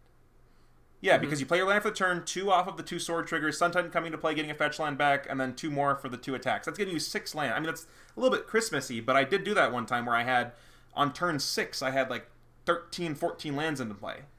Well, all those cards, though, are good on their own. Yeah, that's and the Aurelia thing. is just like an extra enabler and like a modifier to all that She's stuff. an enabler for every card in your deck. And she can go in most Boros decks. And most decks that are Boros plus, like Naya decks. Yeah, a lot of the games that you play Aurelia deck, like if you get the turn with Aurelia, like on turn 6 or 7, and nobody has removal, you'll have like this very unassuming looking board and just like deal 30 damage to me. And it's amazing. Yeah. Well, I think we should probably stop. Aurelia is... Let me just take a quick look. Aurelia is the best Boros commander. Number 1, top of S tier. Oh, look, we got the worst Boros commander. Razia. Razia? Yeah, Raspberry. I haven't put too much thought into Razia, but she is near the bottom 100%. I'm not sure. I think she might be the worst, actually, but she 8 mana? Oof, that's... She's more than Gisela. More than Gisela and does nothing. She does have haste. That flying vigilance and haste, so she does stay as a blocker. If she didn't have haste, I wouldn't even think about I think we're gonna put her in F anyways. But if she didn't have haste, oh my god, she'd be totally worst by far. She has something going for her where she is a 6/3 and she has that ability where she can prevent 3 damage. I think to a creature. Yeah, the next 3 damage to be dealt to a target creature you control this turn is dealt to another target creature instead. So she has that kind of redirect kind of thing going on. But you want to pay 8 mana, swing in once and do that like one time. She's 8 mana. I mean, she does like if she can stick around. That is like it disincentivizes people from attacking you or blocking you because you're able to, prevent that damage and like ping something of theirs. But it doesn't prevent all the damage, only 3 of it. So if they block it with like a 6/6 flyer, it's still killing her. Well, the thing with her, so like she does have this vigilance and haste, so you can play her swing in and then have that ability up. But that's not worth 8 mana to me. How many times do you have to do that before it's worth 8 mana? 2 or 3? It's so much mana is the problem. Like, I guess, I mean, like we've been talking about, you do have like ways to get like ramp in Boros, but like wouldn't you rather just do any, like if we scroll down here to D tier, wouldn't you rather have just played one of these like Sarah Angel type cards like earlier in the game? And then like ramp into like any other like 7-drop, ramp into a Gisela in your deck or something. Sure, she has that haste, but like you could achieve the same amount of damage just by playing a cheaper creature early in the game, or protect yourself with any of like the millions of the millions of Boros protection cards, right? Well, and you've got like Aurelia and Gisela, which if you have an opposing, or even like stuff like Jor Kadeen, where if you have an opposing board state, they can put you into a win. I don't feel like there's any Razia deck where you can run out Razia and it just like it turns it into a win for you. Yeah, she is the biggest angel in the sense of attacks for the most well, I guess it's the same as Aurelia because it's 6, but she's the most expensive and she has the biggest sword in her art. So yeah, she looks cool. She looks cool, but I want to put her. I think she's better than Munda. I want to put her above Munda. I don't know, above or below. I can't get her above there. There you go. But she is the second F tier. I don't want to talk about her too much, but yeah, I don't. I'd much rather ramp into any other card, honestly. but I guess you could helm an Angel tribal deck, but wouldn't you rather have Gisela in there, right? Or Aurelia? Yeah. Now we got Winota. Joiner? No? Joiner Forces, yeah. She is one of the newest Boros... Well, not newest. One of the newest Boros of Commanders. Maybe one of 2 or 3 that have managed to crack their way almost into CEDH territory. Because I think people do play this in CEDH. Yeah, it's her and it's that other 2-mana one that we haven't gotten to yet, I think, as the... Cole and Zerda, I think, also have CEDH. Oh, yeah, Zerda. Decks. And then maybe you could try Aurelia, but it probably wouldn't... It wouldn't do... I'm not super sold on Aurelia. But there's something there. There's something there. Like, you can... We're not experts, though. Yeah, so sure. I'd be interested to hear, opinions from other people. But yeah, Winota does have that very explosive ability to kind of just, create a board almost on her own with just, you curve in, turn 2 or 3, a Hordling Outburst, and then turn 4, play her and attack with them. Yeah. And then all of a sudden you put out 30 power into play or something. Yeah, she's strong in a lot of different ways. She's a 4-mana 4/4, so that's really good. She has immediate board impact if you have just even one non-human creature in play. She goes 6 deep per attacking non-human creature. That's crazy. So, and that stacks up too. So if you attack with 3 creatures, you're going 18 deep. You get the best thing in the first 6, best thing in the second 6, and so on. You're not very frequently going to whiff off of her. And she does only put... She's kind of like a weird deck in that you have to play some mix of non-human... ways to make non-human creatures and human creatures. So I think a mid-power Winota deck usually plays human creatures that ETB and make non-human tokens. Like Captain of the Watch, I believe is the... Or what's the golem one, the Splicer that you like to play? Blade Splicer. Blade Splicer is pretty good. That's non-human, right? Yeah. Or it is a human, and it makes a golem. Yeah, it makes a golem, so you play that on 3, and then play Winota on 4, swinging with your golem. Captain of the Watch is what you want to hit, because that's a 6-mana human that makes 3 soldiers when it comes into play. Stuff like that is really good. So she gets you a lot of card advantage. She cheats mana cost. And she puts the creatures into play tapped and attacking and makes them indestructible. Oh my god, yeah. I personally am a little bit biased against Winota because I just... Well, not against her power level, but I just don't think that the play pattern is that unique, so it's very samey to me. Yeah, she's I wouldn't want to play her, but I do respect her as a powerful deck. Mm-hmm. So I want to say she's either at the end of S here or the top of A. I'm not sure. What do you think, Eli? Maybe even here? I don't know where to put her. She's very strong, obviously, but you kind of have to build her a certain way versus the other cards where you do get the other options. I want to put her down into A tier just because she is very strong, but she's also... Your Winota deck is good off the back of Winota. Your creatures, your rest of your deck sucks. If you're playing those things like Captain of the Watch and you don't get to cheat them into play with Winota, that deck isn't very strong. So if people just kill your Winota a couple times, or they counter it or something on curve, you kind of just don't play. Yeah, your deck's very built around her. So do you want to go? Do you want to go below Osgir or above Osgir? I think above Osgir. She is very strong, but she's very built around. For sure. Okay. Well, let's move on from her. She's obviously very strong. Then we got Zerda, who is a very interesting commander, has companion. I don't think it's very hard to build a deck with it as a companion. Yeah, all your permanents need to have, or all your creatures need to have. Your permanents all have to have activated abilities. Yeah. So I don't really expect it to be much of a companion. You could do it, but also they nerfed it for command. They nerfed companion. So it's companion was a mechanic which was fine in Commander, but broken in every other format. In its original form, you didn't have to pay the 3 mana to put it in your hand. Yeah, so they slowed it down a lot. So they kind of are they're really bad in Commander now, I think, because of they're usually not worth the restriction. Mm-hmm. But as a commander, Zerda has a lot of potential because there are several ways to just kind of go infinite with stuff like the Monolith. Yeah, Grim Monolith, Basalt Monolith will make infinite colorless mana. It's not too hard to tutor up artifacts in Boros. You've got Goblin Engineer that can entomb and then reanimate your artifacts. You got Enlightened Tutor. So you don't have a ton of tutors for the combo pieces, but I think it's a pretty strong combo. And it's a combo that can come out as early as turn 2 or turn 3 or 4 because Zerda itself is pretty cheap in the mana cost.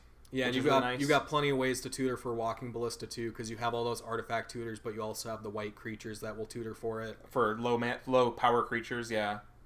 or low CMC creatures. Yeah, like your Ranger. Oh yeah, because that's it's zero CMC. so you can get it. Yeah, you can get things that get your 1-drops and less. So I think a strong Zerta deck is really good, like borderline CDH, and even like a mid or low power like Zerta deck. Like he makes so many activated abilities just like really good to decent. So I want to put him somewhere here.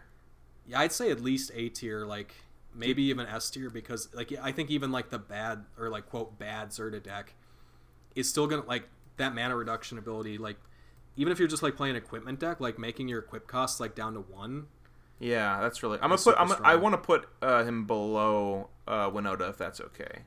Right here. I think that seems fine. Okay, but above Osgir. But Osgir might, he's still new. We don't really know, but I think just the fact that like a strong Zerta deck can be really strong. Yeah, and the fact that he's also cheaper than Osgir too at 3 mana. Osgir kind of takes a while to activate because he doesn't have haste or anything. Whereas Zerta's ability doesn't require him to attack or anything or tap.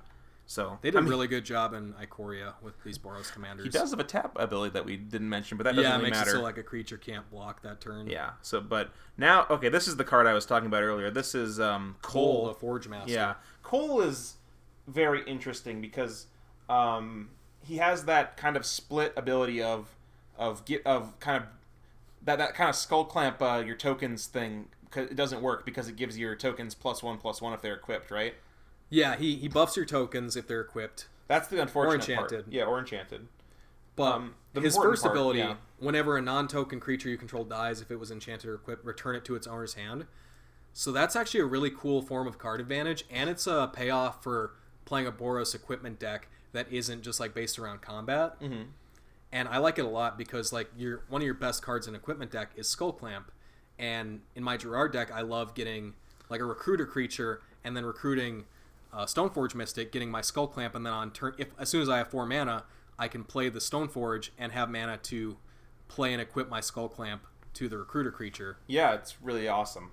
So I think you would kind of build around that sort of thing in a Cole deck. Yeah, and it obviously goes infinite with cards like Dockside Extortionist and something that can equip to it and a sack outlet. Because if there's enough things in play, so something like a Goblin Bombardment will kill your opponents. So that's obviously kind of like more of the competitive. Well, it doesn't even have to be like a CDH deck. Like I think a high power casual deck would still play that kind of thing. Yeah, I was almost like considering building it, debating switching my Gerrard deck into a Cole deck because like my favorite thing is that Skull Clamp thing, because I think the ability to tutor for Skull Clamp is one of the strongest things you can do in a Boros deck. It's true. So I want to, I don't really have too much else to say about him other than that he's very strong, and I kind of want to put him. I put him in S tier. I think I put him at the bottom of S tier. Yeah, because he's here. He's a value engine. He's 2 mana. Yeah, no, he's just. I might put him. What do you think about that?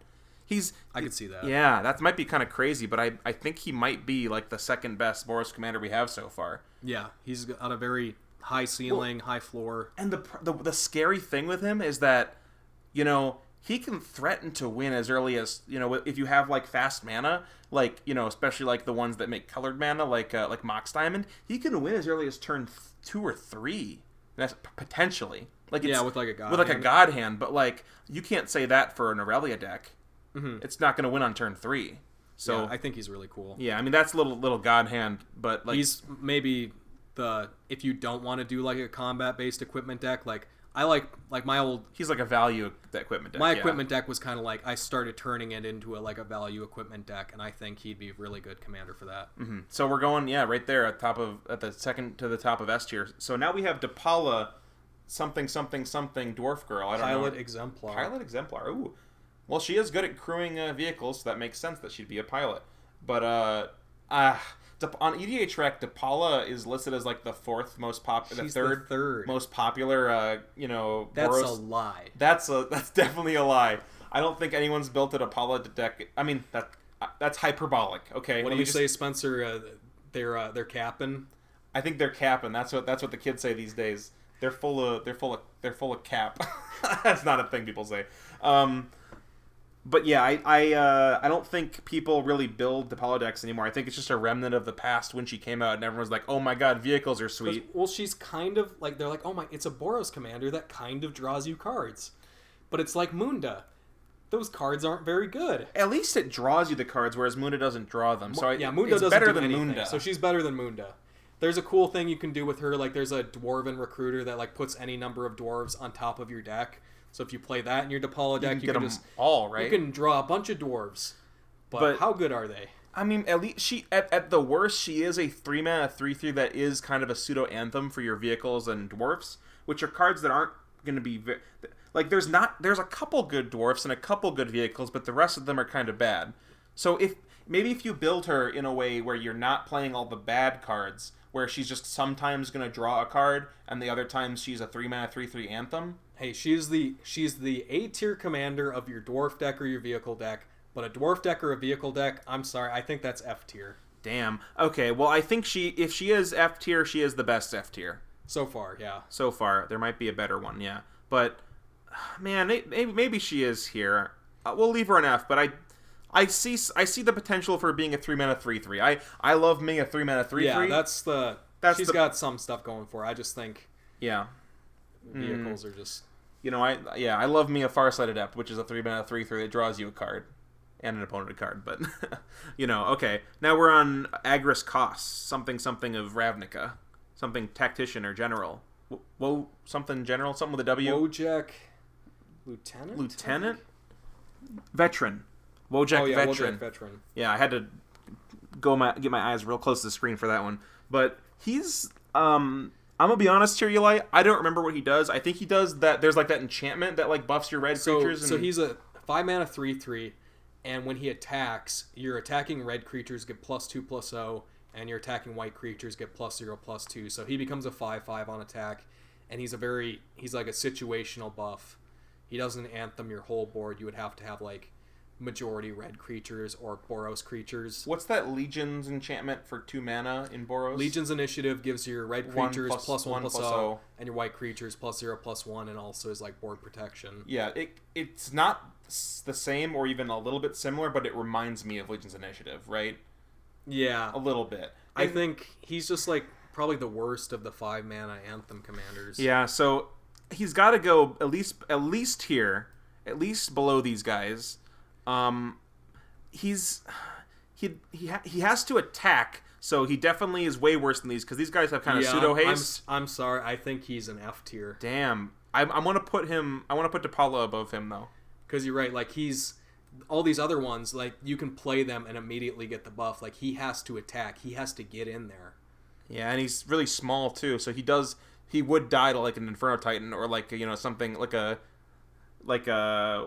someone just random 3 damage like an Anger of the Gods or something. Like you look at Adriana, she's a 5-mana 4/4. She doesn't die to 3 damage like he does. Jor Kadeen's a 5/4 with First Strike. Like they have good bodies. He doesn't have a good body, and his anthem is it's like mediocre at best. Mm-hmm. Yeah, so I think. Are you okay with him below Depala? Depala above him? Yeah, Depala's better than him. Now we have Archangel Avacyn. Also, Avacyn, the red. This is the flip card. The red side's Avacyn, like Punisher. Purifier. Close enough. She's really cool. I like this. I tried to build this deck one time, and I kind of gave up because I just wasn't satisfied with the way I was building it. But does very interesting things. Is kind of trying to be like an angel. Tribal-ish, right? Because he makes your angel creatures have... Well, she... Oh, no, sorry. You need a non-angel, right? Yeah, she flips over when a non-angel dies. Sorry. So she's a 5-mana 4/4 flash, flying, vigilance. Great abilities. When she ETBs, your creatures you control gain indestructible until end of turn. And when a non-angel creature you control dies, you transform her at the beginning of the next upkeep. And then she's bigger and... she switches into Avacyn the Purifier. I think she's a 6/5, right? Which becomes a 6/5 with flying. She loses her vigilance, but she's when she flips over, she deals 3 damage to each non-angel creature, right? So, and each opponent. So she has a lot of things going on for her, which is kind of cool. I really like that she has that. She has that flash keyword on here, which is very unique for Boros commanders. There are a couple white cards that have flash, and they're always really awesome and fun to play.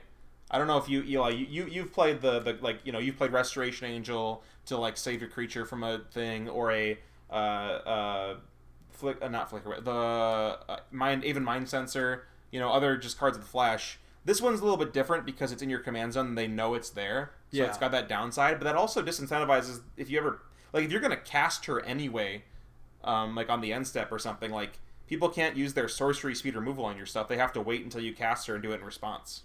Yeah, like I think like your Aurelia deck, or the Anya deck, like if you're just playing like that Boros like aggro kind of like good stuff deck, you can just like hold up Archangel Avacyn as board wipe protection in your command zone, or just like flash her in on the end step and then get in another 4 damage, because like flash is like haste.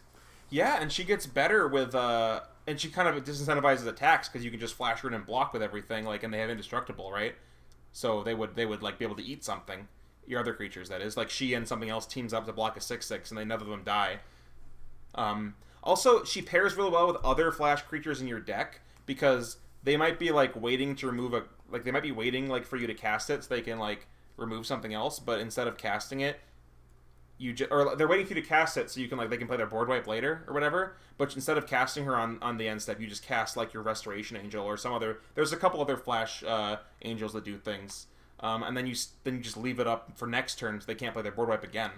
Yeah, the worst thing that can happen with Archangel Avacyn though is like if you're playing that go wide like kind of like small creature like weenie deck, you need to be careful that like your opponent doesn't like destroy one of your non-angel creatures and make her flip and like wrath your own board. That's kind of the downside of that. You got to make sure you have at least 3 toughness on your guys so they don't die.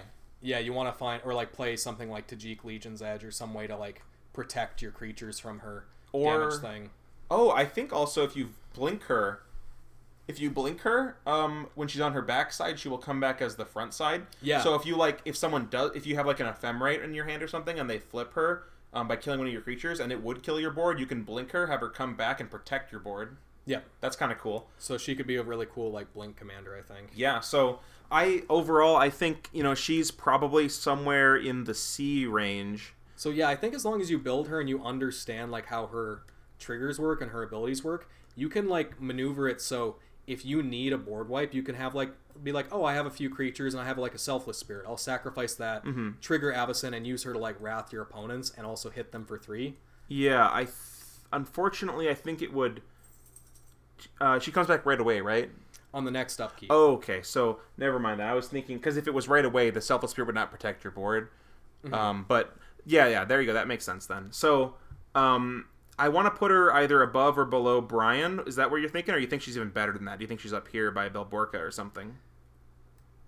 I think she's C, right? I like her a lot. Yeah, she's probably like a C tier. Do you think like above here? I think she's above. I like her more than Alibou. Ooh, you think top of C tier? Ooh, I'd give her like a low B or like a high C.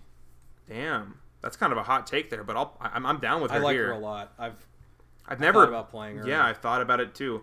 I actually used to play her in my Tajik deck for the longest time. Just as like a way to protect you when you attack. Like a good like curve fill. Like she's a good body, and then like I said, with her flip side, like Tajik would protect your creatures from the 3 damage. Yeah, and then she would, and she is, and when she flips, even if she kills your board, she gets big. Yeah, she's a 6/5 flying. She freaking swings at people. She does as much damage as Razia. Yeah, for 5 mana. No, so yeah, I mean we gotta probably move on because we're getting a bit long. I know I joked it about a 2-hour video, but we're probably gonna be there. We're almost there. Yeah, so we got the best fox they've ever printed, I think. Mia, crafty companion, as well as Luca, something.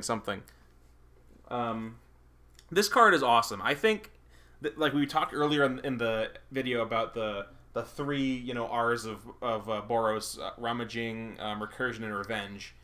And this card, the Planeswalker on the back, Luca, does all 3. Luca is the 3 R's personified. He has them literally going down the line. He rummages, he recurs, and then he gives you a Warstorm Surge on an emblem. He does them. It's literally. I think we might have some insider trading going on here because you called this 2 years ago, Eli, when you made your deck list for your Gerrard deck on Tapped Out. But I honestly. I might be overvaluing this, but I think that Mia on the Fox side is like one of the best cards you can include like in the 99 of a Boros deck, and then you have the bonus upside of being able to play Luca in the late game. I think curving into a Mia and having that kind of like Battle Mammoth effect where you kind of pseudo protect your cards by replacing them. Yeah, because like it's not like you can count this as like a card draw card in your deck, but like Commander is a game of attrition, and if you're able to just like make your opponents like using spot removal is generally kind of bad, like you're going 1-for-1 with one opponent, but if they go 1-for-none with you, you're just like going to come out ahead every time. Yeah, and if they are forced to go if they are forced to spot removal something else that's more relevant, like if you play like an Aurelia or something after this, like later in the game, and they have to remove your Aurelia or you're going to like do massive damage and get a ton of value, this sticks around and will also get you another card the next time they try to remove it. Yeah, so Mia is super solid to run out just on 3. It's got that ability with Planeswalkers too, where like when Command Zone evaluated this card, they got like super obsessed with the they're like, oh, it's a Super Friends card because it says Planeswalker on the first part. You can almost totally discount that first part and it's still great, I think. Yeah, the second half is much more important. I mean, there are good like that idea of rummaging and stuff. You do have what's her face that rummages as well, the 4-mana Nahiri. So, if you go this and into Nahiri, it does kind of give her that pseudo protection where she will get an extra counter if they try to kill her, which could make her live. So it's not like it doesn't do anything, but it's definitely the least relevant part of the card. Yeah, it'll if you got a few incidental Planeswalkers, that's fine. It's nice. And then Luca, just to talk about Luca for a second, it is 6 mana, so it is a bit expensive, but the fact that it's on the other side of an MDFC that's 3 mana means that it kind of earns its right to be expensive. In a similar way that Valky and Tibalt is a 7 mana walker, but it doesn't matter because you can just play it for 2 if you draw it. Or we said this a lot on our Kaldheim cards episode, but just the MDFCs that fill 2 different slots on your curve, it's so nice. It's actually crazy. So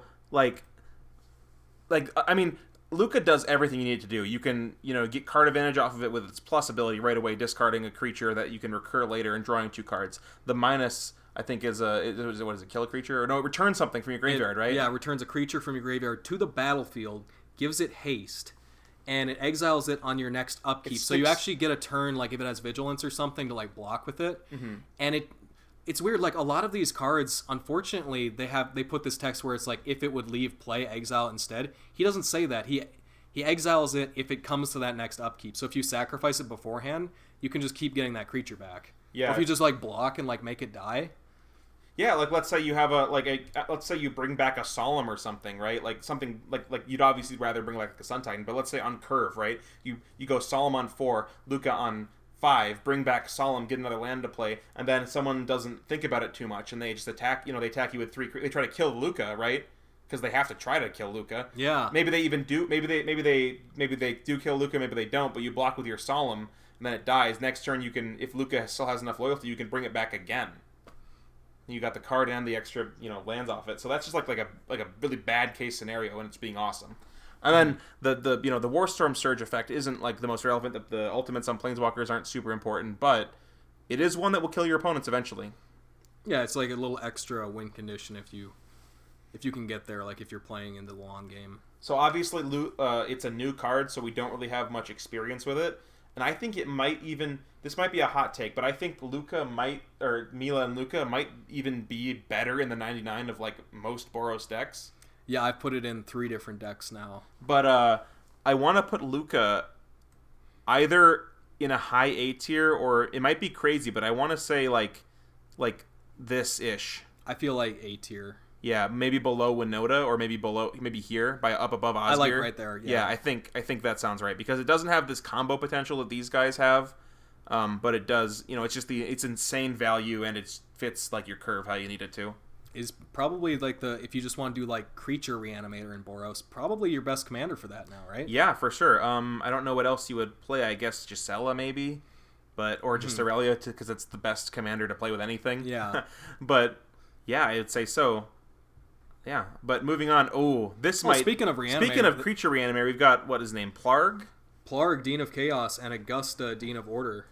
Man, I know you have a lot to say about this card, so I'll let you lead it off once you can find it on your phone. So the thing that I've wanted in in Red, especially for like since I've been playing Commanders, I just 6 or 7 years, right? You get 8 years. Yeah, you get Merfolk Looter in blue, just like a 2-mana 1/1 taps to loot, and I was like, okay, you get Rummaging Goblin in Red though, which is 3 mana taps to rummage, so it's worse in 2 different ways. And I'm like, why can't we just have that at 2 mana? So for the last few years before this came out, there would always be like some kind of 2 mana creature that like did pseudo rummaging. They'd be teasing it. There was the one that like discarded a card and impulsive drew.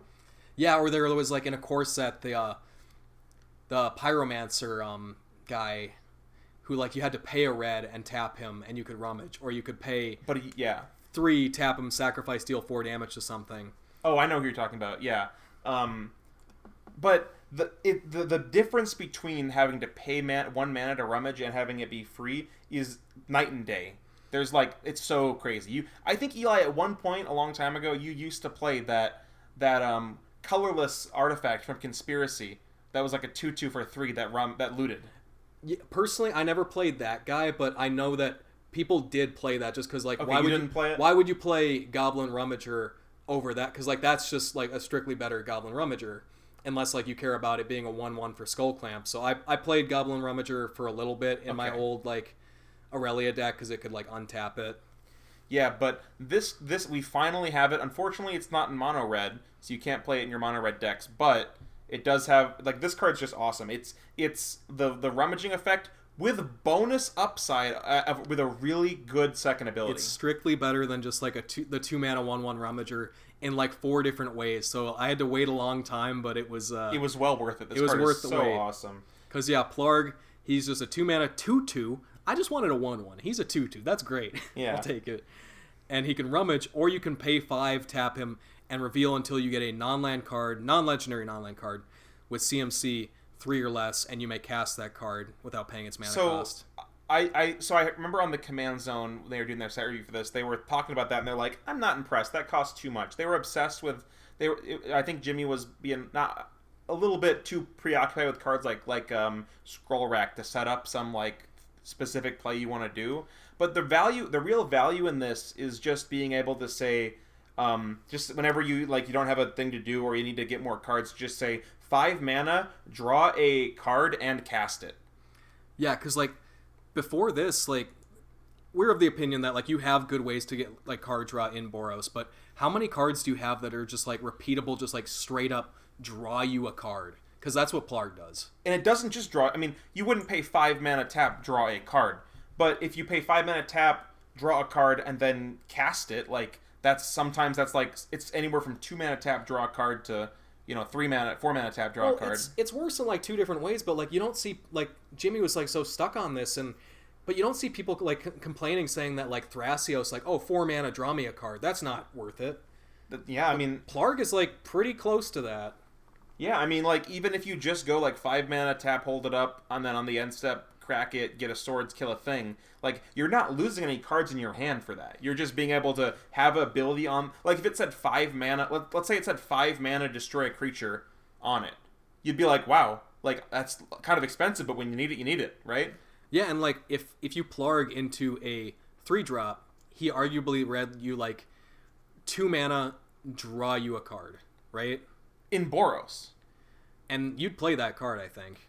Especially when it also has that... Now, unfortunately, you can't do the loot and that on the same turn, so it kind of maybe disincentivizes you from doing that ability, because you probably do want to be looting every turn if you can. But, if you really don't have anything to do and you're like, I'm not going to take the risk, I'm just gonna hold up this 5 mana for this, I think it's awesome. And that's not even talking about the second half of the card. Maybe you're doing it 2 times if you play it like in your Aurelia deck. So you can untap it, and yeah, that makes sense.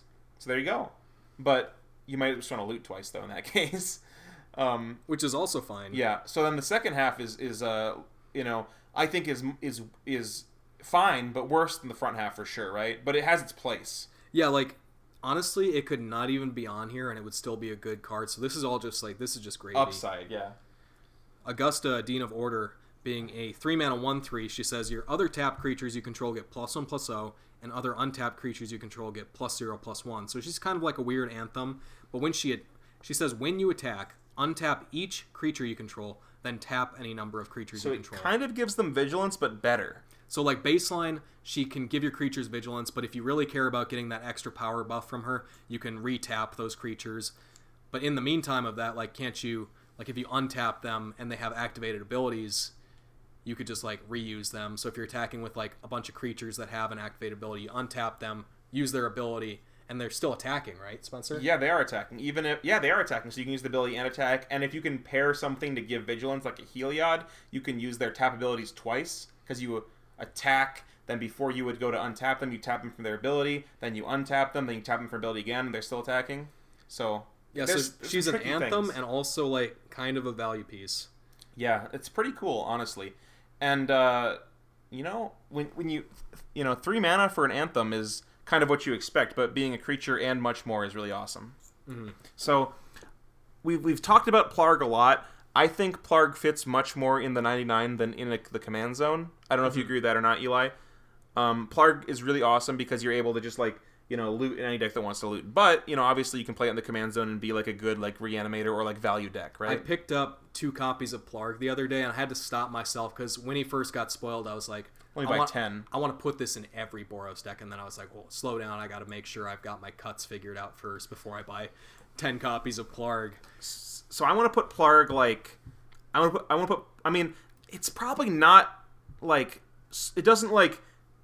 pull you in any direction too much for its own, like, commander deck, but it just fits in so many decks too, right? Every deck. He's 2 mana or 3 mana. Yeah. And he generates you value. I want to put him somewhere in A tier. I think A tier. Like, do you think right below Osgir or right below Mia? I think between Mia and Osgir.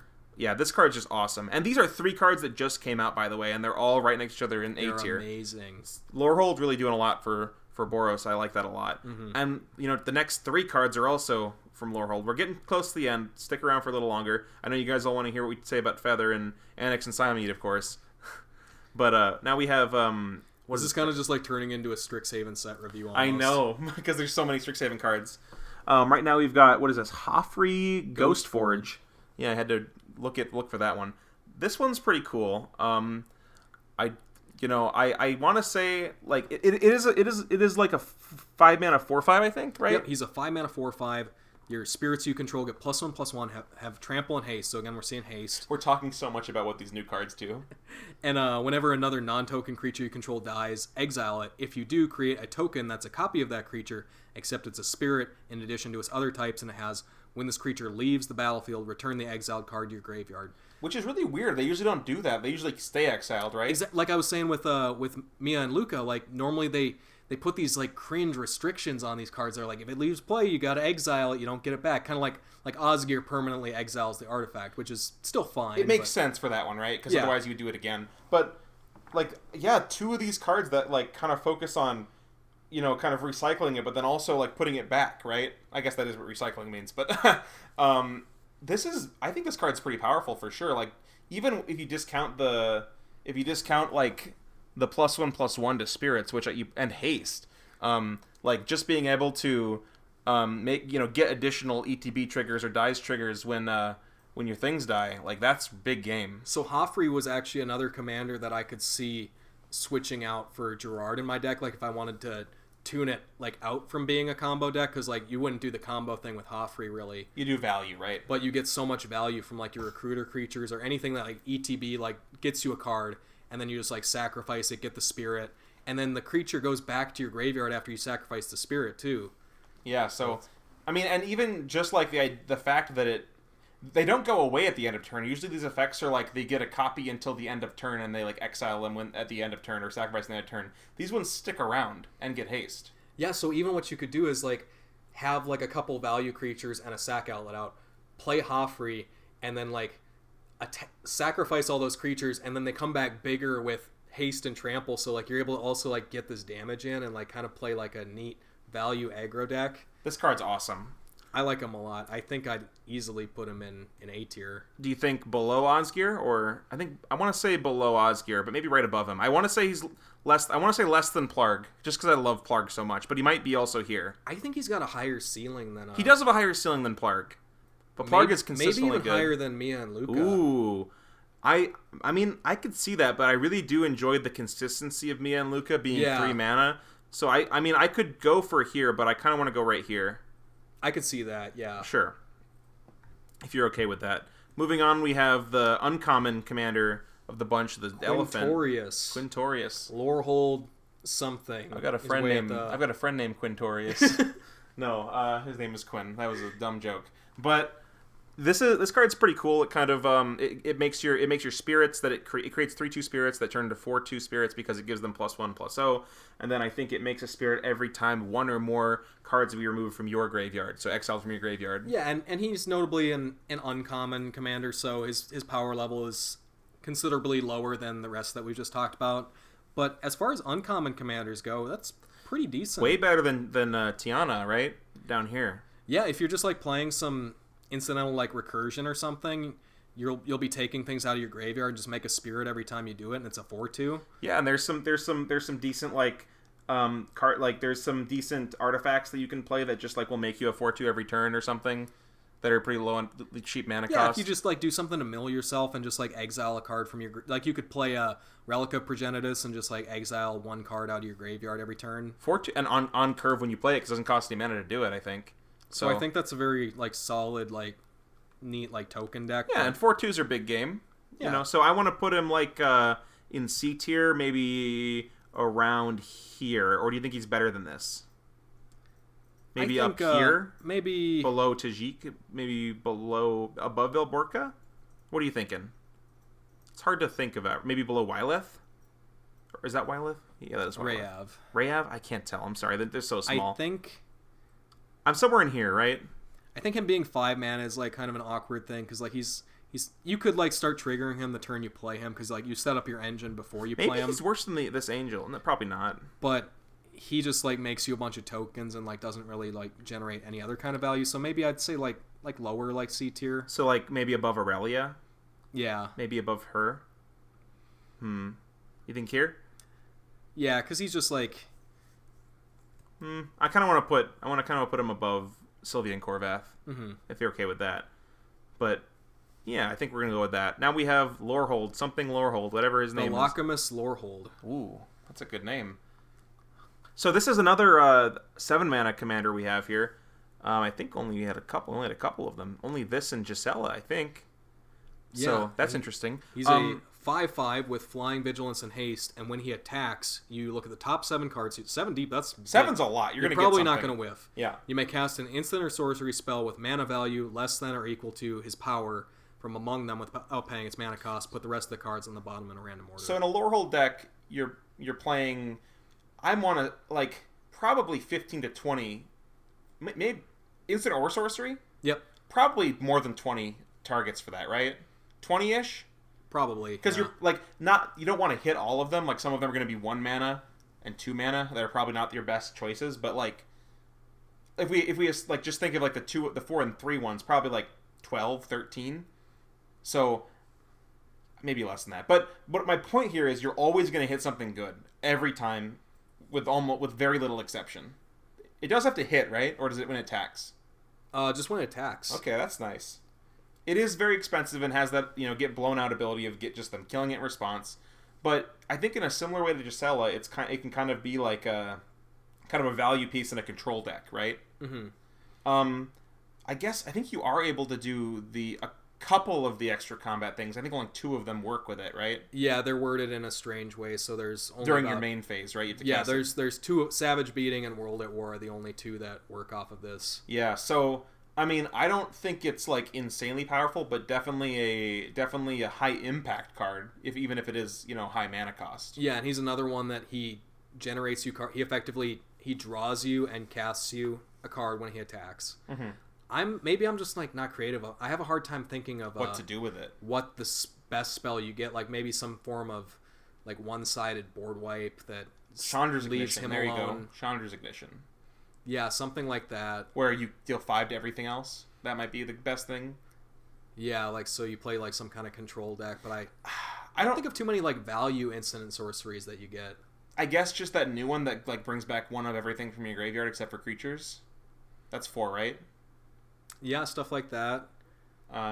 Secret Rendezvous. There you go. Card draw spell, like rummaging spells. Yeah. Well, the problem with card draw with this Yeah, wheels. The thing is, though, I think you want more board impact for when it comes out. So I don't think you'd play it in this deck, but something like a War Leader's Helix is the kind of thing I want to play. But I think that card's just not efficient enough to play because it's okay, but I want to hit War Leader's Helix off of this, but I don't want to cast War Leader's Helix. Now that I think of it, I think he's just like a good wheels deck because like with Smothering Tithe and wheels, sure. Yeah, because you can get even your 5-mana wheel, Reforge the Soul. You can play that off of this. Yeah, and you get Wheel of Fortune if you can afford that, and even Wheel of Fate, the suspend one, you could cast that off of Velomachus. Oh, true. So that's maybe kind of good. So you can play like maybe you play like the red cards that whenever you discard a card, they deal damage to someone or something like that, maybe. Yeah, or like you just play like an Alms Collector. Or and then just kind of like get your opponents down to 1 card or 2 cards in their hand, and then just kind of chip away at them until they die. Yeah, I could see it. And you fill your hand with removal and stuff. And those are all fine cards to, like, even if you're not getting Velomachus, like, you could still just run them out and kill him with a win. Yeah, kill him with some 3/3s and 4/4s and stuff. So what you do, Spencer, you get your Smothering Tithe wheel off, you use that mana, play Velomachus, you swing in, get another wheel, and then you get a million more treasures. There you go. Well, yeah, because I guess it does have haste, right? Yeah. Yeah. So I'm thinking somewhere in I'm thinking below Osgir, maybe in high B tier. What do you or do you think he's A? I think he's high B, right? I think high B. I think above Akiri or below Akiri. Definitely above Iroas, I think. I think I like him better than Bruse, better than Akiri. Bruse and Akiri, just because he's so unique and he does like generate you cards and. Yeah, I think Bruse I think has that potential of like being a partner, but I guess if we're not considering the partner at all, he's definitely above Bruse. Mm-hmm. So now we have Haktos the Unscarred. Red, white. Very hard to cast, and not in the way where it helps you with Nykthos, because it doesn't have the code. It's difficult. He's a weirdo. He's very strange. He is a 4-mana 6/1, I believe, so that is interesting. He's a good Skull Clamp target, right, Eli? Because he's got 1 toughness. So I'm looking up all these, looking up the cards on EDH Rec, and I keep losing my spot because I always go right to the bottom with cards like this, and I'm always like, no way is he above Gerrard in amount of decks made. Apparently he is, according to EDH Rec. Yeah. That's the truth. So he is a 6/1. He has to attack each combat if able. Don't like that. You choose a number at random when he enters, I think. You choose 2, 3, or 4 at random when he enters the battlefield, and he has protection from each CMC other than the chosen number. Yeah. So he's really weird.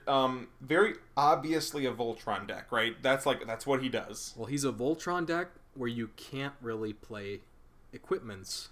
Oh, because you can't, because if you can only equip the equipments that are that exact number to him. Yeah. And he's 6, which is unfortunate.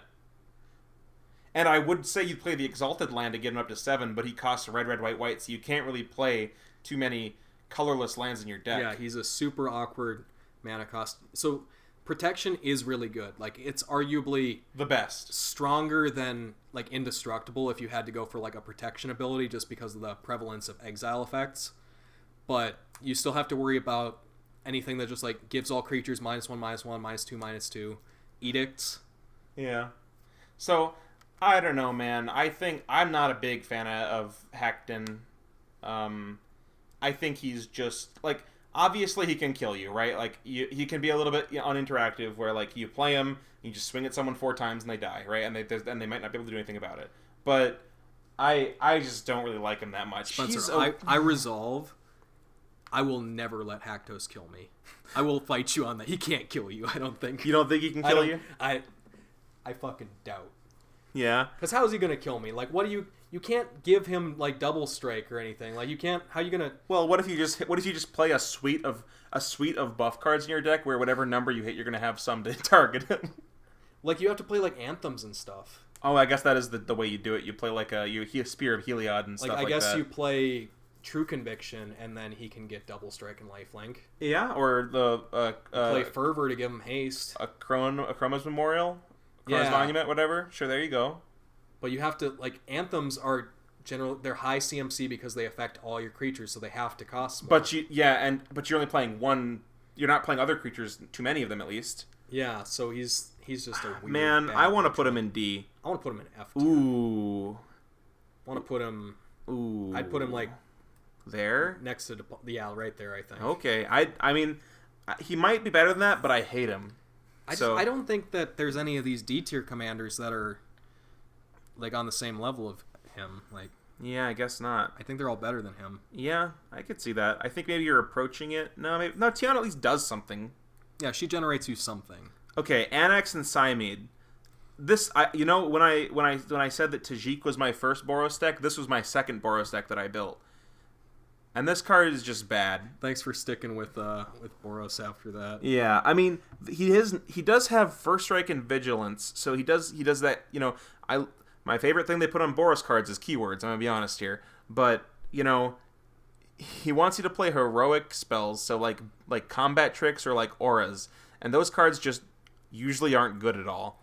And it doesn't even give you that much. It just gives it gives creatures you control +1/+1 in trample. So it's like not even very relevant. It wants you to go wide and play combat tricks. It wants you to go wide, but also play heroic spells. And there's a couple heroic spells that are like spells that had Strive from like Journey into Nyx or something. So like they kind of reward you for going wide, but a lot of those aren't very good. If you fill your deck with go wide cards and heroic spells, you don't have room for value, so you're just going to run out of cards and die and lose. Yeah. So I'm Anax and Cymede F as well for me. I think I'd give it an F. I think I would put it above Razia. It is at least a 3-mana 3/2 with First Strike. I think I put him here, right there. Right there. I was going to say that, then I'm like, wait a second, you could just play a normal deck with him. Whereas I don't think you can play like a normal deck with Haktos as easily. Yeah. Okay, 2 left, guys, and these both are bangers. So we got Feather the Redeemed up here. Feather is similar to Haktos in that it has a little bit of a restrictive mana cost that makes it kind of hard to... It reminds me of Gliss of the Trader because it has that 3 mana cost that's 2 of one color and 1 of the other, and it is like relevant. However, it's hard to cast. So notably, like one thing that always bothered me about like the old days of Boros, especially compared to like Sultai commanders. So Boros is supposed to be the combat colors.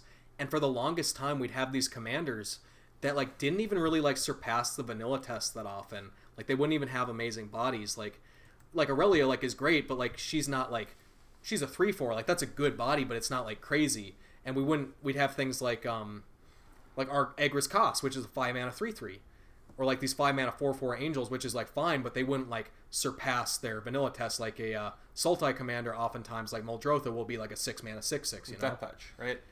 Yeah, and then like additional like value or like abilities. Yeah. Whereas like I always thought like Boros commanders should have better bodies, and she's a 3-mana 3/4 with flying. That's awesome. Like at that point in the game, she blocks pretty much everything. Yeah, no, you can't attack into Feather a lot even when they don't have mana up to protect it. Honestly, like that early in the game. So, I mean, the Feather does kind of fall into that. You can fall into that trap of putting too many. Just too many flicker, or not flicker, but like the 1-mana cantrip cards. Yeah, just the cantrip cards. Playing too many of them, and so you're just cantripping into more cantrips, so you're not really getting anywhere.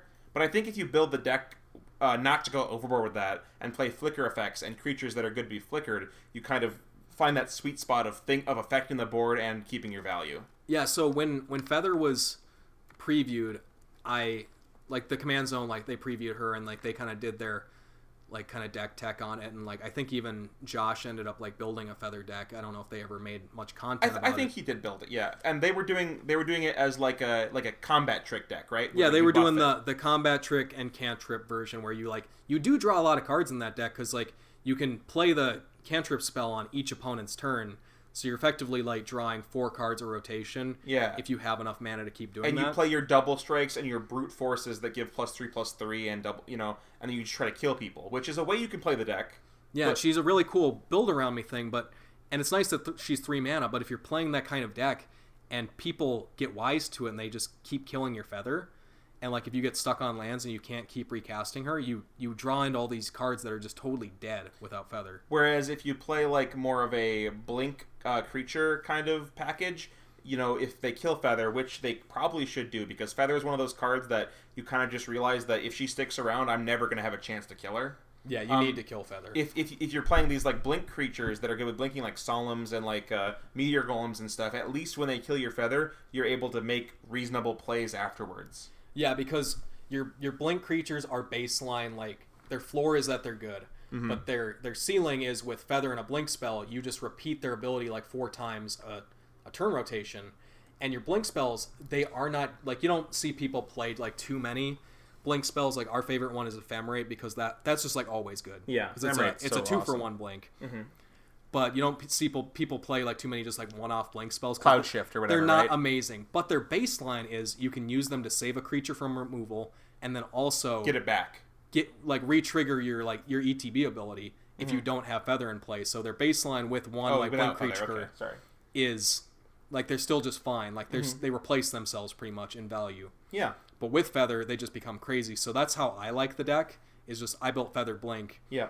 And I think it's surprisingly resilient too. Like I've played a lot of games where Feather gets killed a bunch of times, and it's usually pretty much fine. And you also have the option to go into more of the not really combo, but like the super synergy kind of route, where you play like the young Pyromancers of the world with your Path to Exile, where you every turn you just can pay 1 mana and Rampant Growth, or you can go for the that dragon that makes it so your everyone's things target everything, and like kind of go wide with like that Pyromancers and like kill everyone with like some that's more of the buff strategy.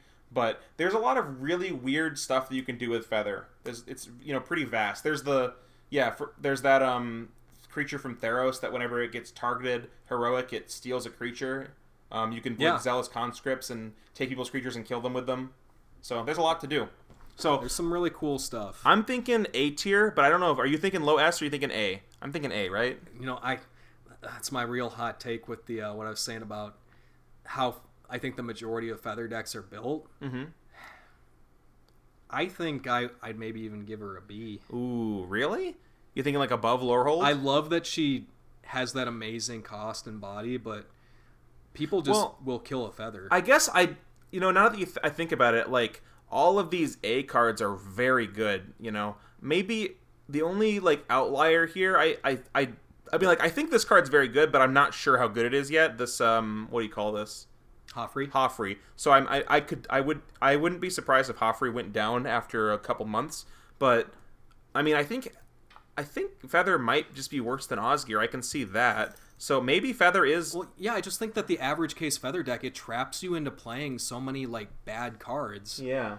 And if you can't, like, back it up or, like, keep her in play, like, not even saying that people, like, have to, like, constantly spot remove her, but if you get hit by, like, 2 board wipes, like, you're not... Like, there's a couple, like, indestructible spells you might play in the Feather deck, but mostly you're playing, like, the give a protection thing. Yeah. Like Shelter, like, give protection, draw a card. I played that up until recently. One thing that sucks with Feather is that usually when you build a commander deck, you have to you can kind of go light on the number of mana. You can, like if you have a 4 mana commander, you go light on 4 drops because you're just playing your commander on 4 a lot of the time, right? But with Feather, you can't really go light on 3 drops because Feather is kind of a 4 drop because you need to play because she's just such a target that you want to play her on 4 with an ability to protect her. So you kind of want to play 3 drops, and your 3 drop slot gets clogged because sometimes you play her on 3 too. So yeah, actually, how I built the curve of my Feather deck is still a bunch of 2 mana ramps, so I can play like Solemn or Core Cartographer on turn 3, or Stoic Farmer, or something like that. Yeah, like some kind of blink creature on turn 3, or just like Smothering Tithe or something on turn 3, and then play Feather on like turn 4 and have a mana up to blink something. So you can either blink her if they kill her, or blink your blink target if they don't. Yeah, and actually if I did the thing, if I played Solemn on 3 and then next turn 4, I could play Feather and have 2 mana up. So I could blink my Solemn twice. So what do you think? You thinking maybe that blink Feather at A, maybe a little bit biased, but blink Feather at low A, average Feather at high B? Yeah, I'd maybe give her like the highest of the Bs. I'm okay leaving her here. That's fine. Now last card we have Akiri, Fearless Voyager, I think. Yeah.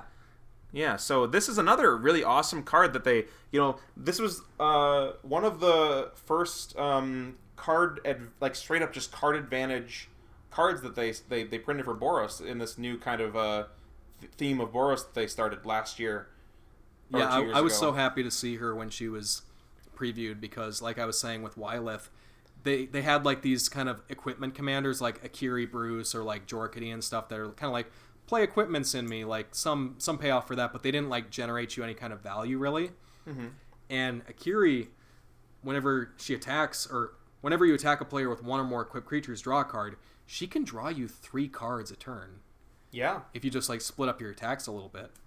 And then she also has that protection ability where you can pay a white and unattach an equipment, and if you do tap that creature, it gains indestructible until end of turn. That's actually so relevant. That's super nice, actually. Like, especially when you have things that give free equips. Like, for example, if you have like a lightning greaves. I know this is, you'd be like, why would I want to like give my creature with lightning greaves indestructible? But hear me out here. You have 2 creatures out. You equip your lightning greaves to one of them, unequip it for 1 mana, then equip it to your other creature, unequip it for 1 mana, then play your Blasphemous Act, and then your board lives. And, you paid 3 mana total, 2 to, give the 2 indestructibles and 1 for Blasphemous Act to one-sided board wipe people. Like, that's just like an example of things you can do with her. Yeah, actually, I built an Akiri deck on Magic Online, and how I built mine was to pretty much, like, consistently, or hopefully be able to, like, trigger her the turn she comes down by, like, having a Lightning Greaves, or there's a couple of equipments that have like Living Weapon, or like enter the battlefield and make you a creature to attach to them. On 2 mana, right? Yeah, like at 1 or 2 mana, like you get Flayer Husk at 1, and then you get like 3 different ones at 2 mana. Mm-hmm. So I like that a lot, of playing those, and then playing Akiri on 3 and swinging in and drawing a card right away. Because like just drawing an extra, like people say Phyrexian Arena isn't great, but really if it's in your command zone, that's really nice. Yeah, for sure. And I play with you most of the time when I play on Magic Online. So I have a deck on Magic Online which is kind of like a removal deck. It's a Cheville deck which plays a lot of single target removal, and that's kind of what it does. And I kind of was trying to adapt a little bit to be able to face off against your Akiri deck. So I put in the 3 mana -4/-4 with Split Second as one of my answers to Akiri's protection ability. So when the protection ability is that good that it kind of makes me want to play, think about that and have to put a new card in my deck to deal with it. Like that's kind of a sign that it's doing something powerful. Mm-hmm.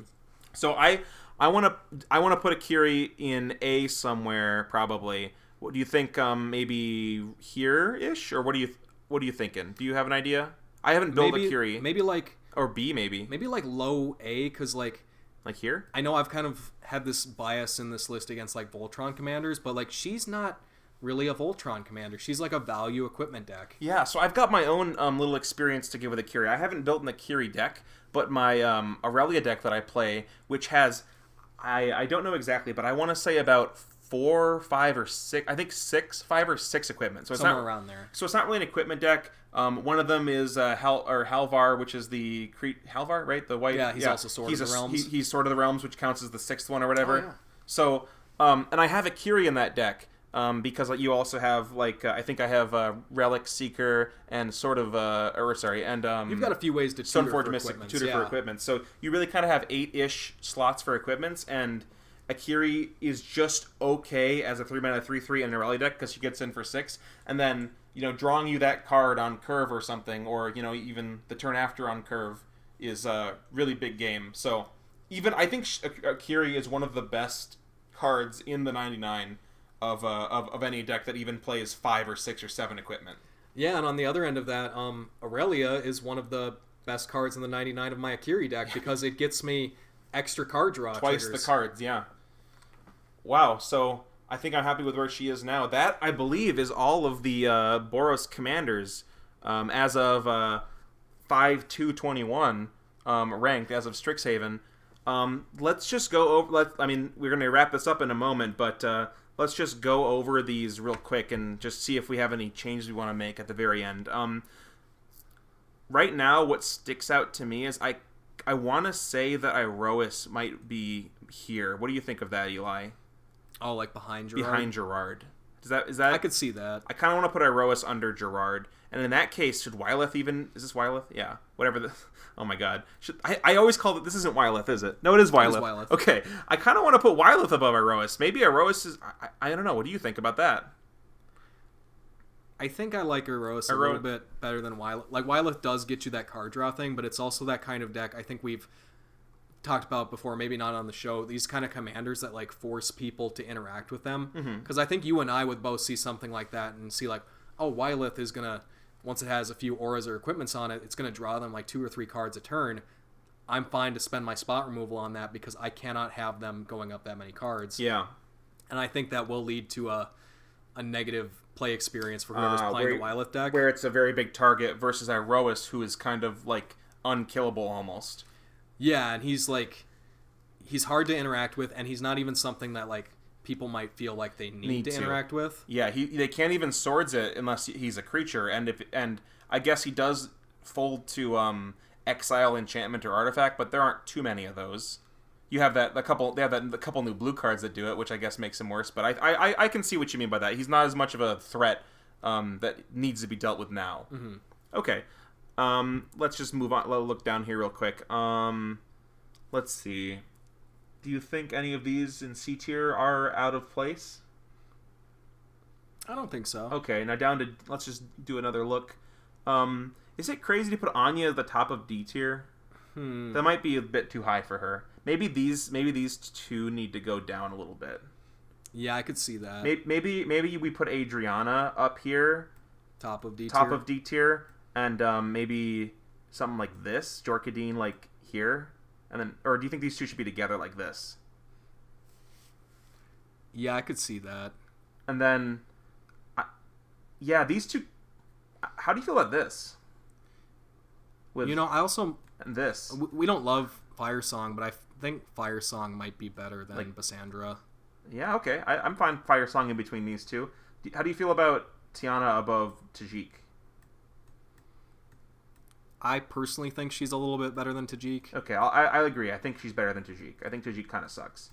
I also think Tiana might be better than Bassandra. Okay, I'm down with it. Tiana up here. But not, like this, maybe. I think that looks good. And then the F tier, we really want to put Munda at the end? I think we do. I think we need to. You know why we need to.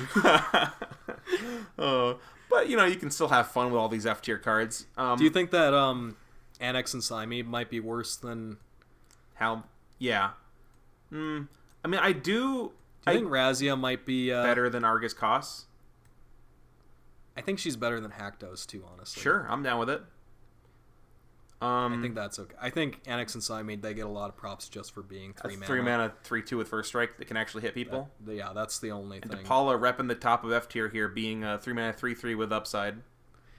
Yeah, like you could probably build like a fun and like a good DePaula deck. You could, like we were saying earlier, you just play a couple good. There's good dwarfs in the game. There's a lot of better. Like they keep making new dwarves. Like Hofri Ghostforge is a dwarf. Yeah, and you get to, and also there's good vehicles. Like you can play Smuggler's Copter is my favorite vehicle they've ever printed. I love that card so much. Now it's not quite evergreen, but it's vehicles is a mechanic that they're gonna keep doing. So DePaula does have potential to maybe rise to. I mean, I would, if they add. I mean, like we said before, they just added dwarfs in this set, so maybe she's even like better. Maybe she's up here, but we're gonna keep her here for now. But yeah, maybe a couple more vehicles, and maybe she comes up to like here. Honestly, yeah. But I think this is what we got. So I think this was a 2 hours and 22 minutes video. Was not expecting to be this long, but we got to talking and we got to ranting, Eli, right? Yeah, it was just a fun, like pretty low effort content. So, and I love me some tier lists, so I hope you guys enjoyed it. We got to tell some stories and just talk about some experience with Boros cards. And obviously, Eli is a very big Boros fan, and I'm kind of a follower in the Boros ways. I'm the world's #1 Boros expert. Very facetious, in case it wasn't clear. Where am I? But so like I said earlier, I think we will be planning to, whenever we get the chance, go through all of the guilds and try to do this. Obviously, Eli and I kind of have some hot takes on Boros, but I think I'm enough of a seasoned commander veteran, as we say, that I think we can do a pretty good job on all the colors. Yeah, I think we were talking about maybe doing like Orzhov next, because I like Orzhov. I'm trying to get more into it. I think it's maybe my second favorite color combination. Yeah, I think I'm lately I've been a Boros guy, just because it's kind of like the cool thing to play the underplayed kind of colors, but back in the day, and maybe even in the future, I was always a Sultai kind of gamer. I really like, especially green and black. But when you put blue in there, I'm like a Sultai and like a oh my god, what is it? Blue, black, red, a Grixis kind of gamer. Oh yeah, Grixis. I always like associate with you with Grixis. Yeah, I'm like a Sultai and Grixis, which is the not white colors. But lately I've been kind of delving into white and been having fun. So I think that's about. This is not taking the place of any of the podcast episodes. Kind of bonus content. Yeah, I feel bad. We were a little bit slow last month, so it'd be fun to do more stuff like this, and I'm gonna touch up the channel a little bit. Yeah. So let us know if you obviously you're probably not going to agree with even most of this most of this tier list, because everyone's got their favorite cards, their pet cards, the cards they think are a little bit undervalued by people. So if you have any major things that you disagree with, be sure to let us know. We're not super we're not going to be no, you're wrong. We're super set in our beliefs, and we think this is objective. Oh yeah, this is super subjective. Subject to change as well. So if you think we're crazy for not putting Winota in S tier, sure, let us know. Maybe she is S tier. Very, very possible. But that's about it, right, Eli? Yeah, I'm excited for the Simic episode when we can put them all in F tier. You mean all in S tier? Thanks for watching. Yeah, appreciate it, guys. See you around.